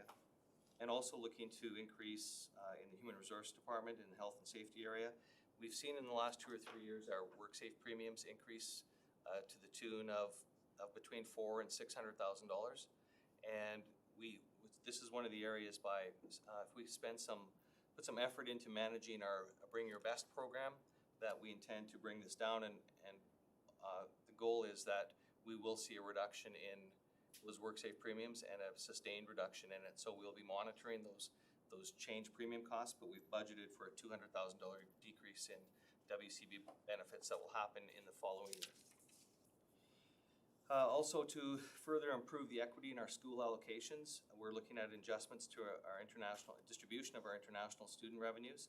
In 2017-18, when we moved back to the old collective agreement language, we had a very decentralized staffing model prior to that, and going to the 2002 collective agreement language required us to begin a more centralized staffing model. So we centralized all staffing, even at the secondary level, which included staffing for international students. We, however, did not change the allocation of resources to schools at that time. So we're going to do it now, so it will result in a reduction in school allocations of about $1.4 million, with the intention that we will put about $500,000 back into the school allocation for discretionary spending. The balance of that will contribute to the overall staffing costs of the district. And as a reminder that we will still be building those contributions to Eagle Mountain in the budget of $2.5 million over this year and the following 2 years. So in summary, we've managed to reduce that budget deficit by about $1 million in the changes that we've made and revised forecasts of staffing and revised forecast of average salary cost increases and things like that. So what is a really positive item is to note the net revenue expense of $200,000. So that would be what we would call the structural part of our deficit, and we're almost in a break-even position. So I'm really happy to report that. And the interfund transfer of $900,000, that's related to Eagle Mountain. So that really is what is causing the current year operating deficit, is the transfer to Eagle Mountain. So I've just given you a little bit more information of detail on the revenue side, and the next slide shows details of expenditures and what the change is proposed over the forecast for the current year. So these are not budget numbers you're looking at for 2018-19. These are the revised forecast where we actually think we'll end up, and they're being compared to the budget numbers for 2019-20. So those are the changes that we believe we have at this point in time. And there's still some work around finalizing the employee benefit costs. We know there's some potential for change. The benefit provider emailed today and said they would have some information shortly on potential changes for next year. And so that's about it. Okay, this is an information item at this time, so are there any questions or comments? Non-discretionary surplus, where are we at percentage-wise? Like not targeted, but more. Yeah, the total surplus we expect to be at the end of next year, I think around $6 million. So we will be a little bit below our target because of that $6 million. Probably $3 million is restricted. So we will be a little bit on the low end of our unrestricted surplus, but I think in an area of some reasonable proximity of where it should be. What's that percentage? 2.5. 2.5. We'd like between 2.5% and 3.5%. Okay. Anything else? All right. Abbotsford Traditional Secondary School update. So I don't have much. Oh, sorry. Oh, something happened there. Okay. All right. I don't have much to report other than we are still waiting for finalized information from the consultants to complete the project definition report.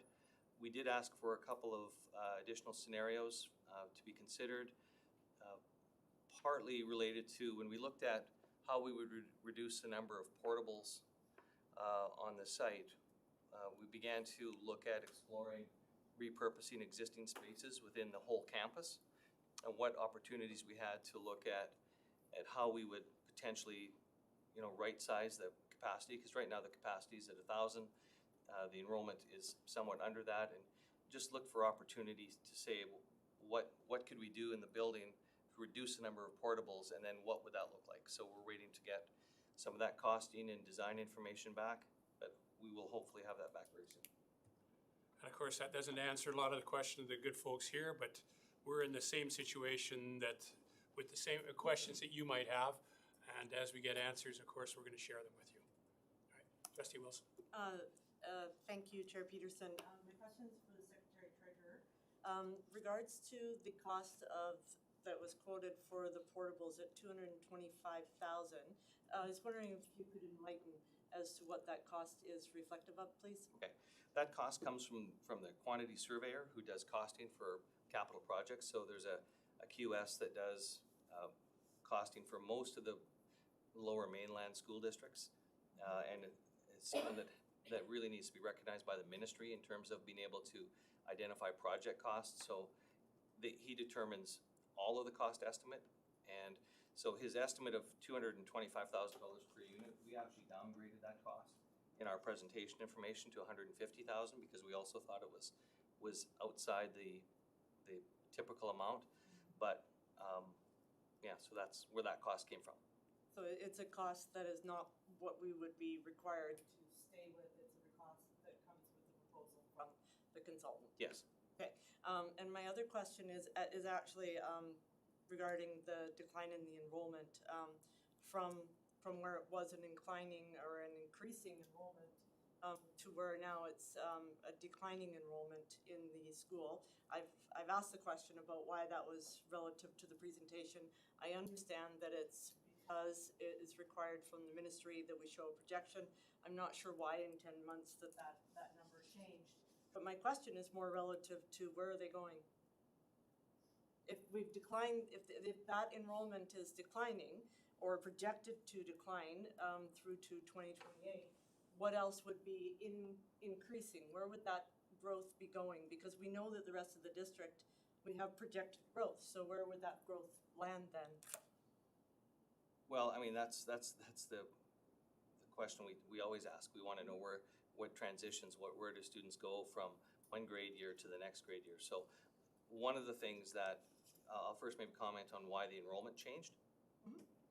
So first off, the projections are pretty fluid, but as actual information comes in, so as actual information came in and we had seen actual September 2017 information, and as actual information came in following year, both years and the previous and in fact the previous year had shown significant declines in the school. So that will affect the future projection, right? So that is why enrollments are projected to decline, because the trend is looking at where are these students going and what are we seeing as a potential trend.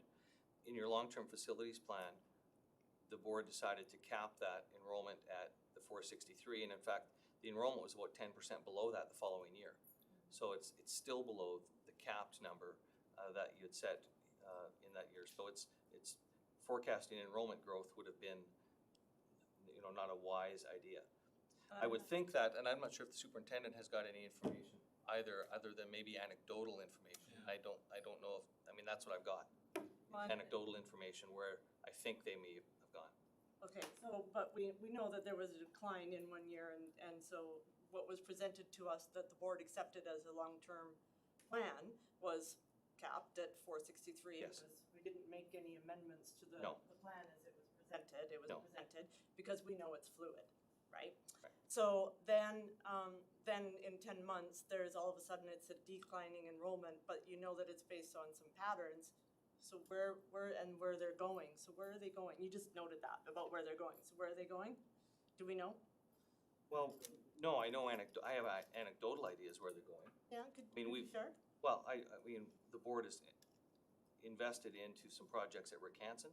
So you've seen some curbing of the decline in Rickanson. That's a significant asset with significant capacity that was underutilized. So that has been one of the places that I would think we've curbed that decline, and the same with, in fact, at Eugene Reimer. We've stopped the decline at those two catchment schools. So that is where I think some of that decline is coming from. Have we seen a change in any of the trends in any of the other high schools? I'd say Abbey Middle as well. Well, not high schools, because we're talking about if Abbotsford Traditional Middle is declining and if the numbers don't quite match for Rickanson, okay, Yep. but There's been, and where else are they going? Well, Abbey Middle and Abbey Senior have seen some growth. But Abbey Senior has been full, and Yes, and so it's got continues to be pretty full. limited growth potential because its ability to house portables is somewhat limited as well. I guess my question is around capacity across the district. We're at 97%, so if we're seeing a sharp decline all of a sudden in a short turnaround, somewhere else must be increasing. We must see that in a different area, and it's not Rickanson. It's not having a sharp incline. it's having an increase, but not sharp. Well, I think it's challenging to look at one site where there is decline and then to try to explain it with 45 other sites, right? Because I think the students attend multiple schools. Because I don't think the answer is a one-to-one correspondence between students not attending one school and now attending another, because we know students in these programs come from multiple schools. So I think some detailed analysis might be warranted to properly answer the question. Thank you. Because I think there's multiple sites that are involved in that. And the reason, part of the reason I'm asking the question is because in my 13 years on the board, I've never seen that trend change so dramatically in less than a year. So I'm just putting that out there. Well, it didn't change in less than a year, it changed over a 3-year period. Well, from when it was printed and we accepted it to when, you know, a report came out in March. So I see this a change that wasn't anticipated, and I don't think we were made aware of that it was declining that dramatically until we saw this report. So I'm just putting it out there that that's something that's I've been thinking about, so. Cool. Okay, anything else? So hopefully I'll have something for the next meeting. Oh, yes. So, in the beginning, you had mentioned that some of you talked about some other options with the consultant. Can you elaborate a little bit more on those? Just looking at what an option would look like if the capacity of the school was reduced. So right now the capacity is 1,000. If we reduce the capacity to something less than that, how would that impact the seismic project? What options would we have to limit the number of portables on site? So could we repurpose some other area of the building to accommodate students, either during the seismic project or sort of on a more permanent basis during the seismic project and thereafter?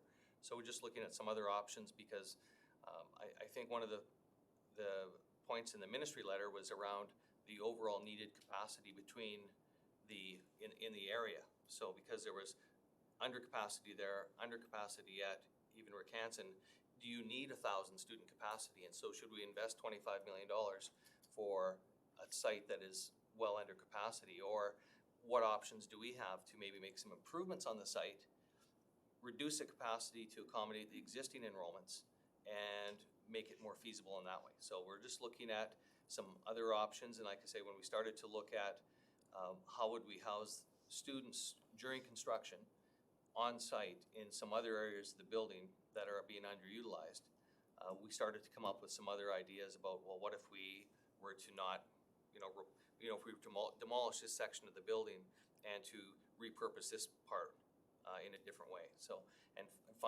make better use of the existing space potentially.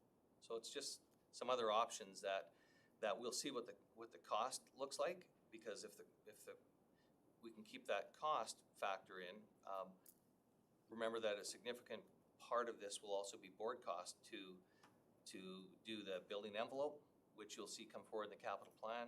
You'll see the electrical and a number of other components related to building improvements come forward in the capital plan. So we'll see what comes forward. I think this is just part of the due diligence of exploring all options, and maybe some of these other options are I think they're kind of interesting, to be honest with you.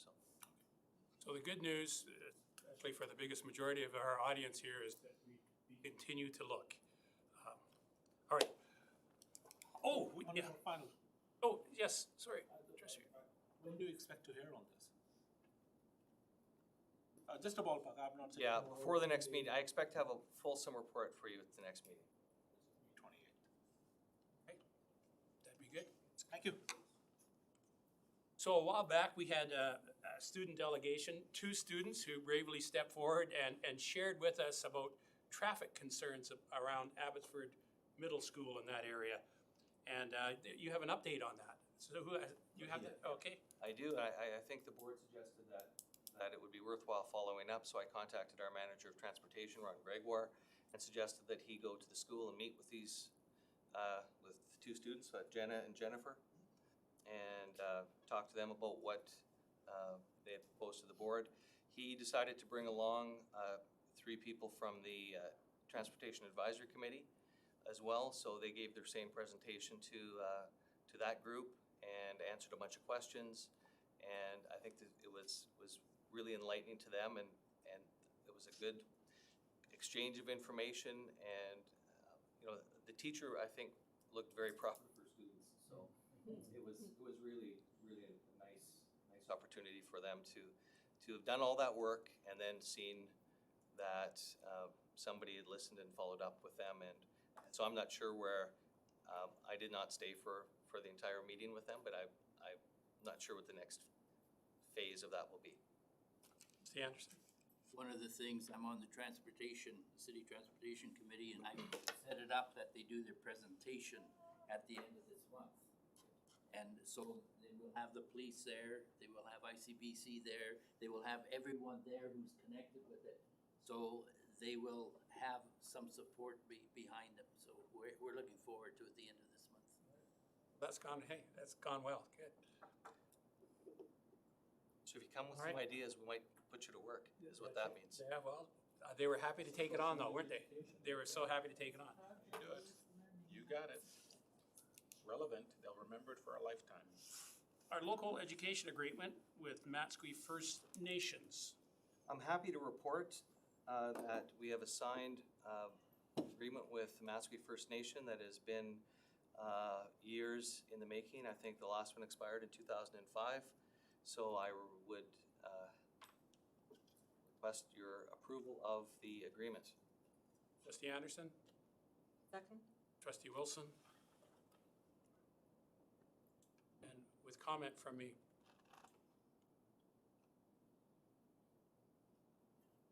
So I had the great pleasure of attending that ceremony. As a board chair, I was required to sign the agreement and been to many First Nations gatherings, and I see people blanketed. Well, what the heck, you know, I got blanketed and then put a head bandana on me so that I was pure of heart and clear of mind. And when I made my decision to sign it, and what a great ceremony it was. They were so appreciative of the work that we did, and of course, Darlene McDonald, who worked tirelessly to make this happen, should be commended for the great work that she and her staff did. But let me put it this way, the Matsqui First Nation folks are very, very pleased with the work that we're doing on behalf of their students, so. All right. Just need me to vote, yes. Okay, that brings us to the end of, let's see, no committee reports? Yeah, okay. I don't have a committee report, but I am wondering if someone would like to bring in the updates on the AGM from BCSTA, which we're a member. Anybody? I think Phil was there for the most of the time. Trustee Anderson. Well, I don't know what report. I was gonna bring all the motions, but there were so many of them, and we were there till 4 o'clock Saturday afternoon. I don't know. Maybe I can just interrupt by saying the two presentations we had from the First Nations women were both very powerful, and I really like I think we should be very proud of the work, the presentation on governance, and to see how far along we have come in that regard from somebody who's an expert in that. We're Even though he was a salesman. yeah, he was selling some books, but that's okay. But if you look at the work we have done in the area of governance, and especially in having discussions with people from across the province about it, we should be pretty proud of our efforts in that regard. So, Have we, I don't recall if we've done this year or not. Annually, we revisit our membership with the BCSTA, just as a process. Have we done that this year? I think we. I don't think we have this year. I don't recall, but I guess we need to. I think we have. Yeah, we did. I think we did. I think we did it early. A couple of months ago. Do it in January? You know what? I wonder. Could you check on our behalf? If I didn't, it's too late. Well, yeah, that So- was part of my question. I think we did. And I didn't mean to cut you off. No, there was so much happening, I didn't bring any, I should have brought the whole agenda and stuff. And I understand that they have a new president. Yes. And a new vice president. And I think also one motion that went forward was to look at the BCSTA board instead of having elections every year, they might now we have a 4-year term, have different rotating elections, 2-year staggered, rather than redoing this thing every year, which I think sometimes is a little bit tedious. And I think now that it's hard to do when we had a 3-year term, now we have a 4-year term, it would be much easier to do the first 2 years, second 2 years, and that way it might be better for the AGM and also for the directors that they're there for a 2-year period, rather than not knowing if they're going to be there the next time around for longevity and everything like that. So that was a good motion. Yeah. Thank you. Okay, any reports on any of the external organizations we belong to? Any reports? I saw Trustee Anderson. On transportation, I just thought to mention this, and maybe some of you have seen that driving through school zones, there's a reflective tape now as you enter the school zones, that it will reflect back at you. You are entering the school zone, but not only that, but when you are leaving a school zone, because you don't know when to step on your gas a little bit more, it says you are exiting school zones. So that is put at all our schools and all the other schools as well, just to make people aware that you're entering a school zone and it reflects at you. There was one more thing, not to do with this, but the program that's put on, It's a No. I attended Chief Dan George, and I could not find out. I just happened to get on their site and find it. Is there a way that we can find all the schools that it's presented at so that we can attend some of our different schools when the police put it on? Is it over? It's done. Because I was trying to It's find. finished. Chief Dan was the last one, I believe. Was it? Okay. I wonder if we could, are you sure that, or? I believe so, because Okay. I had Rob Como send me the schedule, because I was trying to go to it Oh. as well, and I was hoping to get to that one, but with everything else that was going on. Okay. Mary said, who was in charge of it, said that they were going to some other schools. Unless they're gonna schedule more Okay. after the fact, but what was scheduled was complete. We'll find out. I wonder if we could ask staff to check that for us, please. Okay? Okay, All right, are you ready? yes, yes. And these are, now, we're kind of combining external organizations and then. Okay, and I'll also- wait till you move on then if. No, go ahead. You go ahead. I know you were busy. Oh, We had a couple of weeks of craziness here, and while the AGM was going on, so I stayed home and held down the fort while people went into town. And I was a busy beaver, let me tell you. On less than 24 hours' notice, we received a call that the actual premier would be in town as part of his tour around the province talking about Highway 1 expansion. And he was bringing the Minister of Transportation and Infrastructure, Minister Trevina, with him to talk to communities about traffic, transit, impact on the community.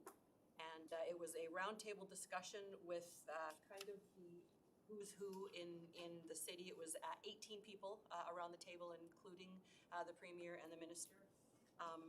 And the school district, of course, as a very significant contributor to the community, was asked to bring forward our comments and concerns around that. So our points, just to share with this is no news because we talk about this all the time. The project right now is geared to stop at 264th. That is what the province has set it at.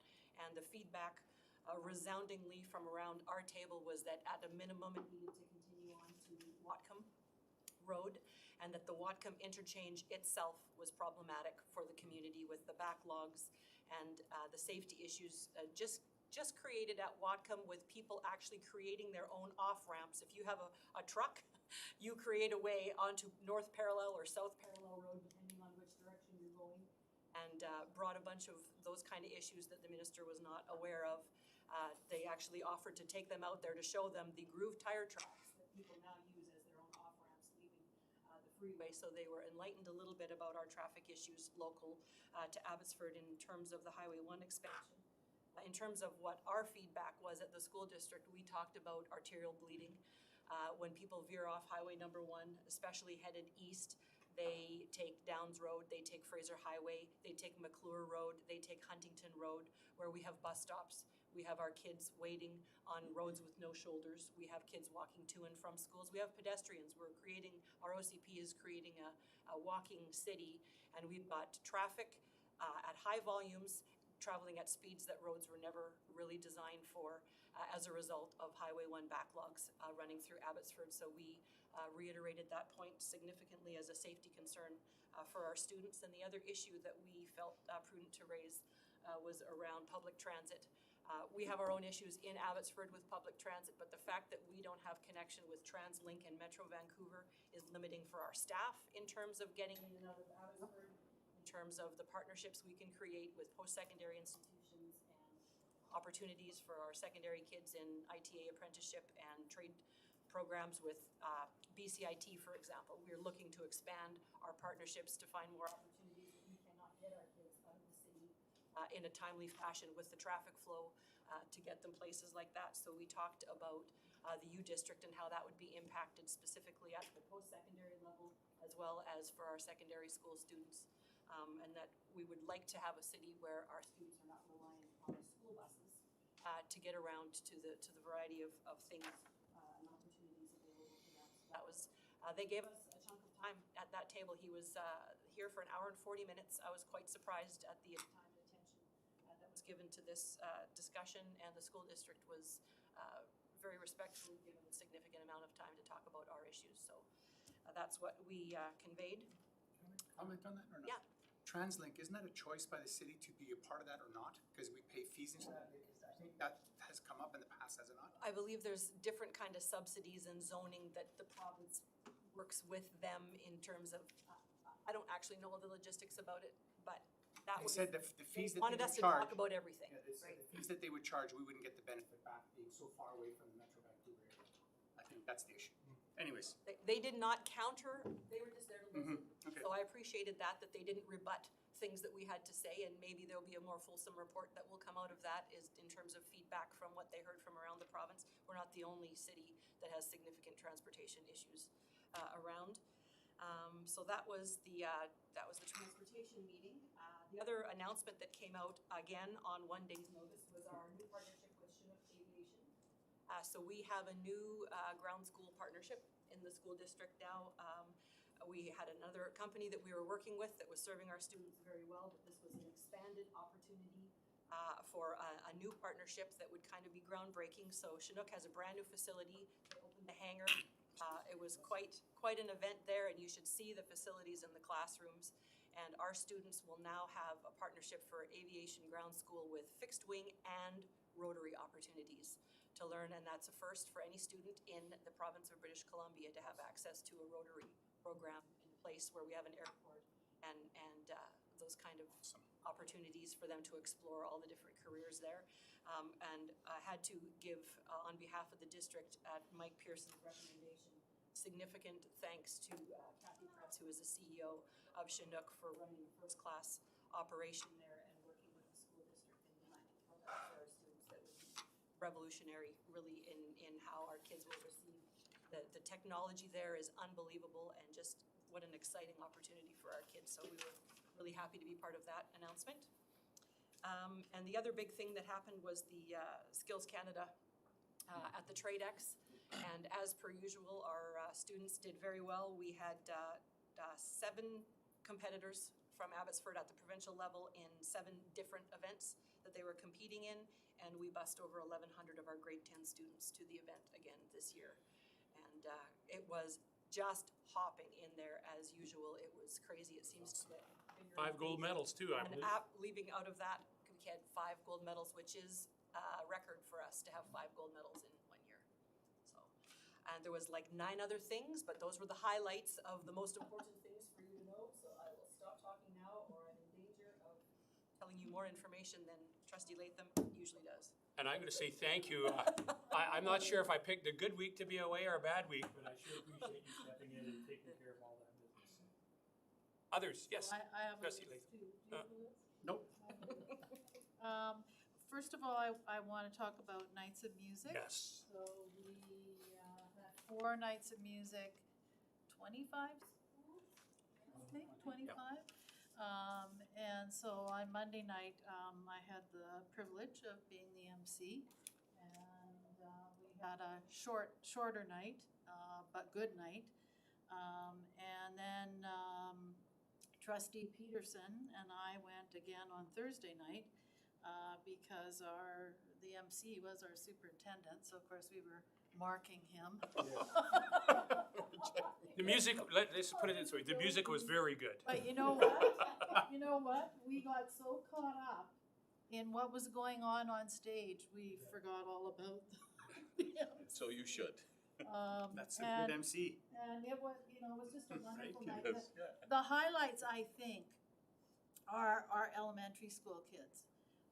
And there is something about the voices of children that, your heart practically stops beating. It's just amazing. And so I do want to give a shout out to two performances on Thursday night. And one is to Jackson Elementary, a small but mighty little choir, and their performance of the pirate song complete with actions and and it was wonderful, and they had a great pianist. Thank you.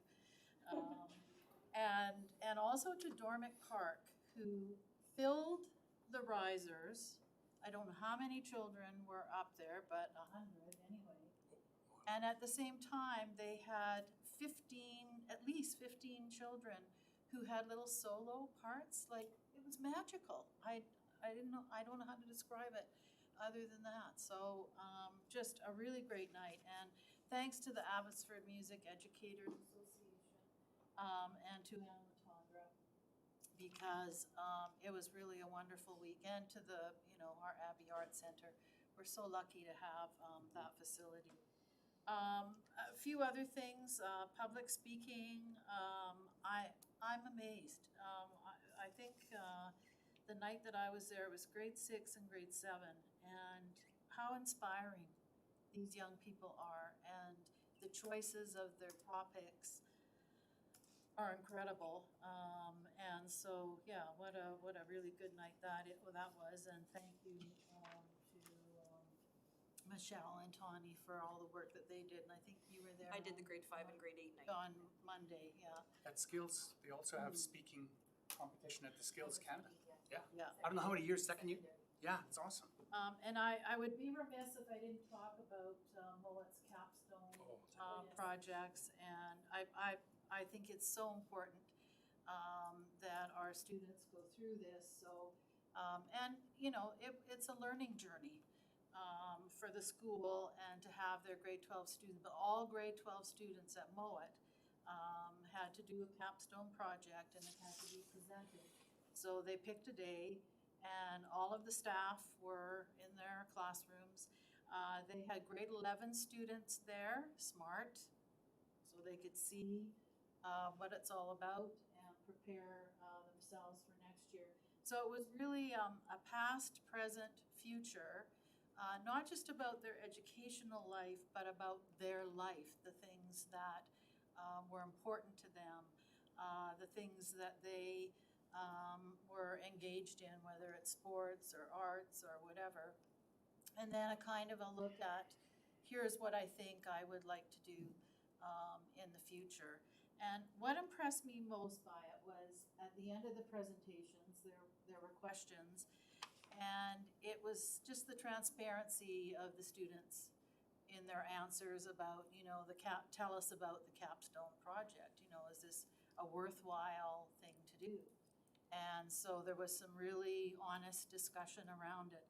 And what I thought was interesting was a number of them came up with, it's the communication of the capstone project that was a bit of angst, I guess, for them, because they didn't know who they were presenting to. They knew they had a time frame to present. And so then it just sort of goes back to the public speaking and why we have our students go through that process, and how important it is to be able to speak in public in a certain time frame. I'm just going to close with...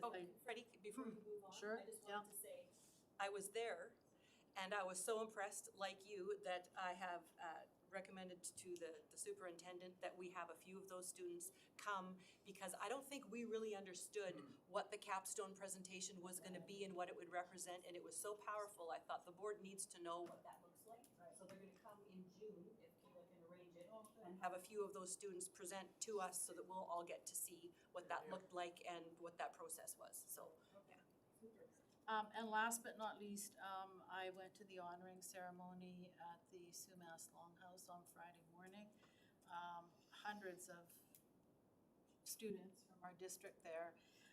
I believe 7 young people were honored. And my understanding is there are so many wonderful applicants for this Aboriginal award that it's becoming really hard. And so I think this is the biggest number. Yes, it is. Yeah, so, yeah, just wonderful. Good things. All right. I'll be really brief. I have one, it's a community update actually, and it's, we all received an invitation from UNB to attend the We Are Hockey opening exhibit at the Sikh Heritage Museum. And I did attend. There was a formal presentation inside the Gurdwara. It was fun because Paul Gill is an educator in our district at WJ Mowat. I actually went to school, I'm dating myself now, with Paul Gill at Abbey Senior, but he was highlighted as a player of color, is how they presented this. And he was highlighted on display. It was really well done, as well as we had some 2 gentlemen from the Hockey Night in Canada Punjabi edition. They have their very own version of Don Cherry, and he's quite entertaining, actually. And I was really pleased that I was able to attend. And I just want to comment on the capstone project. In my liaison school, I've been invited to attend one as well. So I'm looking forward to that. I hope everybody gets an invite to their high school capstone. So anyways. Others? I got a couple here to. The Abbotsford Youth Commission had their AGM, and of course we're partners with them through the restorative work they do in our schools. So we're recognized for the work that we do with them. I was at the Abbotsford Sports Hall of Fame banquet where we inducted Duncan Omani and Jim Servo, and then and then a number of school teams and individuals go up on the Wall of Fame, and a number of them from our schools. So it's quite a nice event, and of course we helped sponsor the Hall of Fame, and we were mentioned in it and in the program as well. So and then something I went to the UFE 2019 graphic and digital design show where people presented kind of their capstone projects, and it's kind of neat to see that they're doing that. I think they're copying the work that we're doing, but it was really quite impressive. It's really quite impressive to see the project that these kids were showing. I mean, I'd hire them all, but I'd need a business first, I guess. But anyhow, it was very impressive for a district. Yeah, that's right. Anything else? Okay, we're into our second question period, and again, we'll allow 10 minutes. If you have a question, we ask you to step forward to the podium, state your name, address your question to me. I may redirect, but please make sure it's in the form of a question. Questions? Any questions we have? Yes, please. I have a question. And remind us your name, I'm sorry. Thank you. Thank you very much. He had stated that he's going to have more information for us for our next meeting regarding HSS. Are you presenting more options for us at the next meeting, or is there one already chosen for us and you're just basically letting us know what that is? I'm going to wait till I see the final report from the consultants, because maybe any of those options that we asked them to consider are not worthy of, they could be too costly or could have a number of issues, so I haven't seen that information yet, so potentially. Okay. Yes. So through this discussion. And your name is, please? My name is Karen Atwell. Thank you. I'm a student at ETSS, and through this meeting, I know that there's been a lot of numbers being thrown around, and I understand that money is a huge part of this issue, but I believe that student voice is too. And I know that the option of moving us to Ricanson has instilled many anxious feelings through students. I know Do that. you have a question, please? Yeah, will this affect the 2019 and 2020 year? And again. That's a good question. Yeah, that's a very good question. I'm gonna look your way again, and Flip a coin. I think at this point, we can't answer that, but we were guessing it's probably not, it won't, 1920, so again, I hope you're hearing that we're captive to decisions made by the ministry. So we wanna get this going as soon as possible, of course, because it makes sense to do that. But we don't control the timeline. The ministry has to approve things, so, Any estimate? you know what? If we gave you one, you'd probably hold us to it, and that would be unfair to you and unfair to us. So we're gonna say, no, we don't know. All right? Maybe if the Secretary Treasurer, what would be the drop dead date? Let's say if it could start September 2019, when would be the approximate drop dead date that we would have to have everything from the ministry? Everything to the ministry? And then back? Like when we would have to hear from the ministry say, yes, we can start in September, or you know what, we cannot start in September?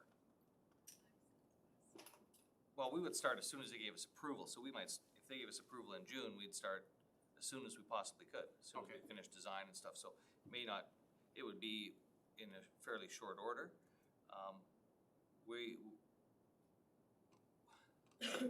So you're hearing a part. If we get our information to the ministry by the end of May. Yeah. When's the next board meeting? 28th. If we can get this to the ministry by the end of May, they potentially could look at it before the end of June. And then it will be dependent upon cost and is it a reasonable option to pursue. If there's a really good business case for and one of the options that is of reasonable cost, then there's potential for us to get approval exists, but we waited for how many months to hear on Eagle Mountain? When we knew it was imminent, 8 months passed before we got approval, so. The ministry does want this project to proceed. We want it to proceed. We just need to find a reasonable scope of work. So thank you for your question. I guess what you're hearing is there are a lot of things that it depends on. But our goal is as soon as possible. Okay? Thank you. Did you have another question? Not? No? Okay. Thank you. All right, any others? Question about the Kuljit Sangha. Question about the right sizing comment, the changing in capacity. How would the right sizing for the future capacity of the school affect the number of portables required right now for the students that are currently there? I would have to refer that to you again. I only speculation at best. But we could, a multi-purpose space could be converted into a classroom. I'll wait till I see the information before I speculate on what other options might look like, so. But I guess the comment about changing the number of portables and changing the capacity of the school was made in the same comment, so I was just wondering why changing the future capacity would affect the number of portables that are required right now. Well, changing the number of portables, and when we looked at how we could accommodate the existing students during the construction by limiting the number of portables, brought us to the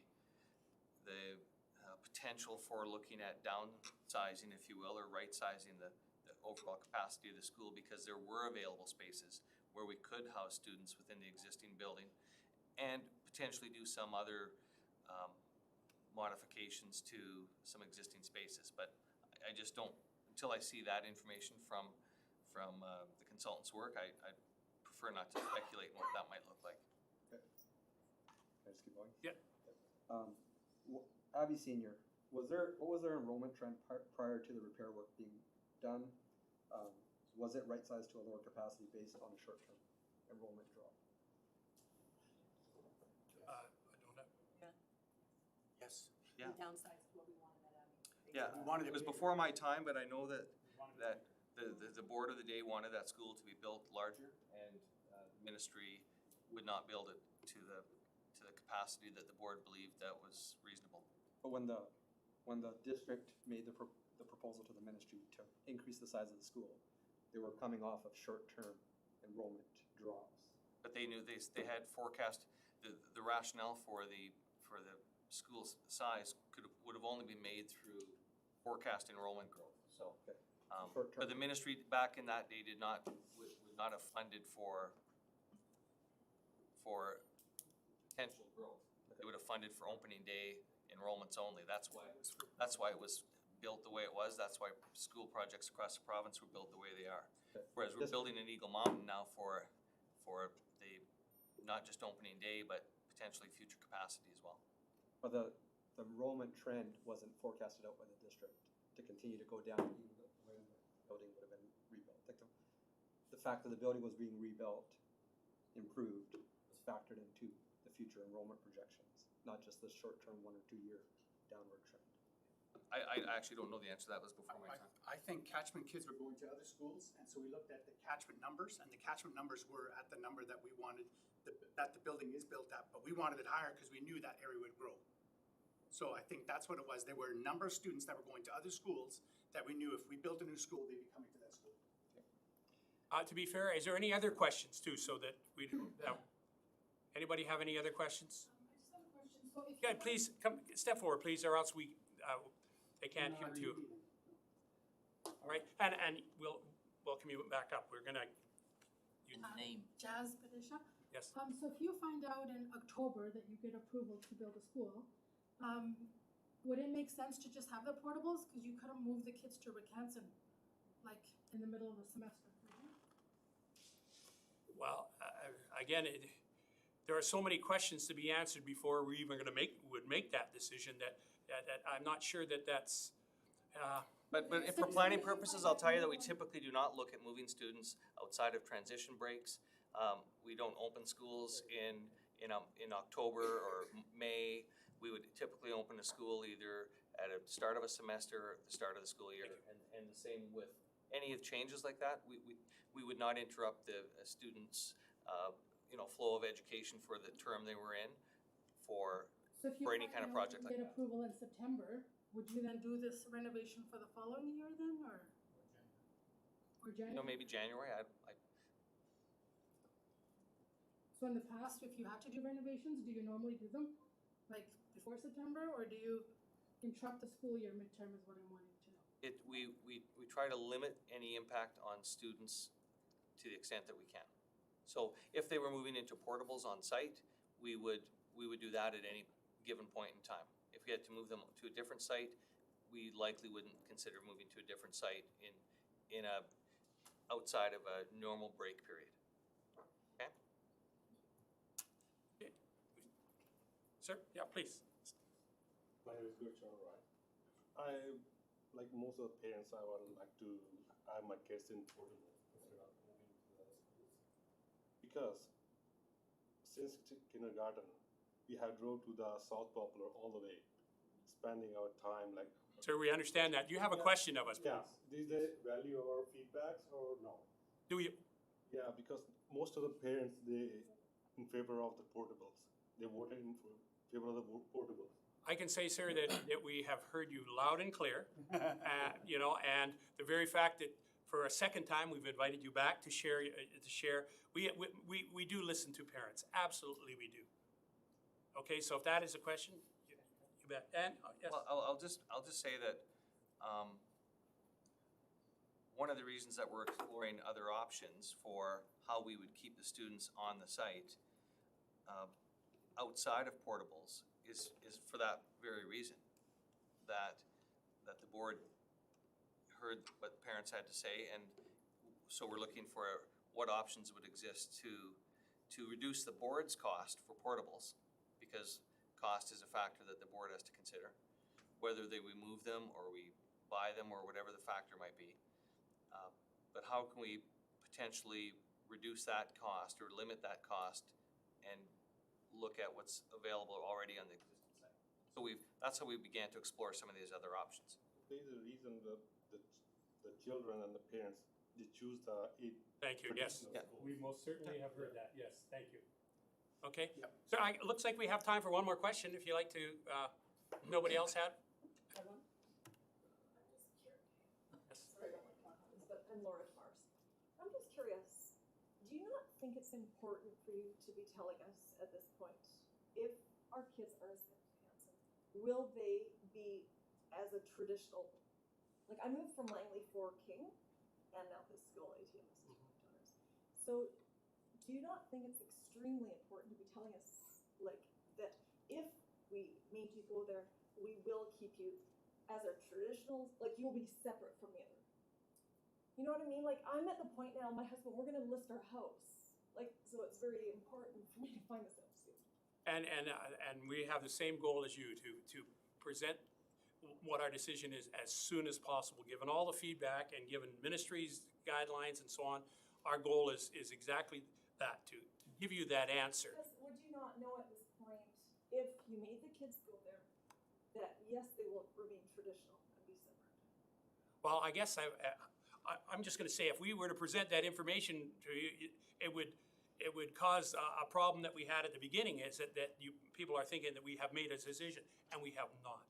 For the same reason, we can't tell you how many, the portables, we're trying to find the best option, the very best option, and having listened to the concerns here. So we don't want to give you information that would have you assume that we made a decision, because, gosh, we just haven't.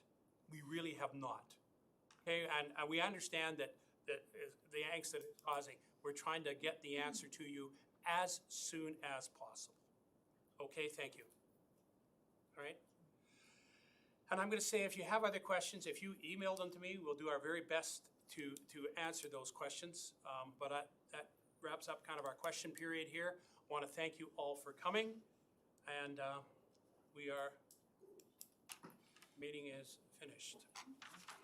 All right.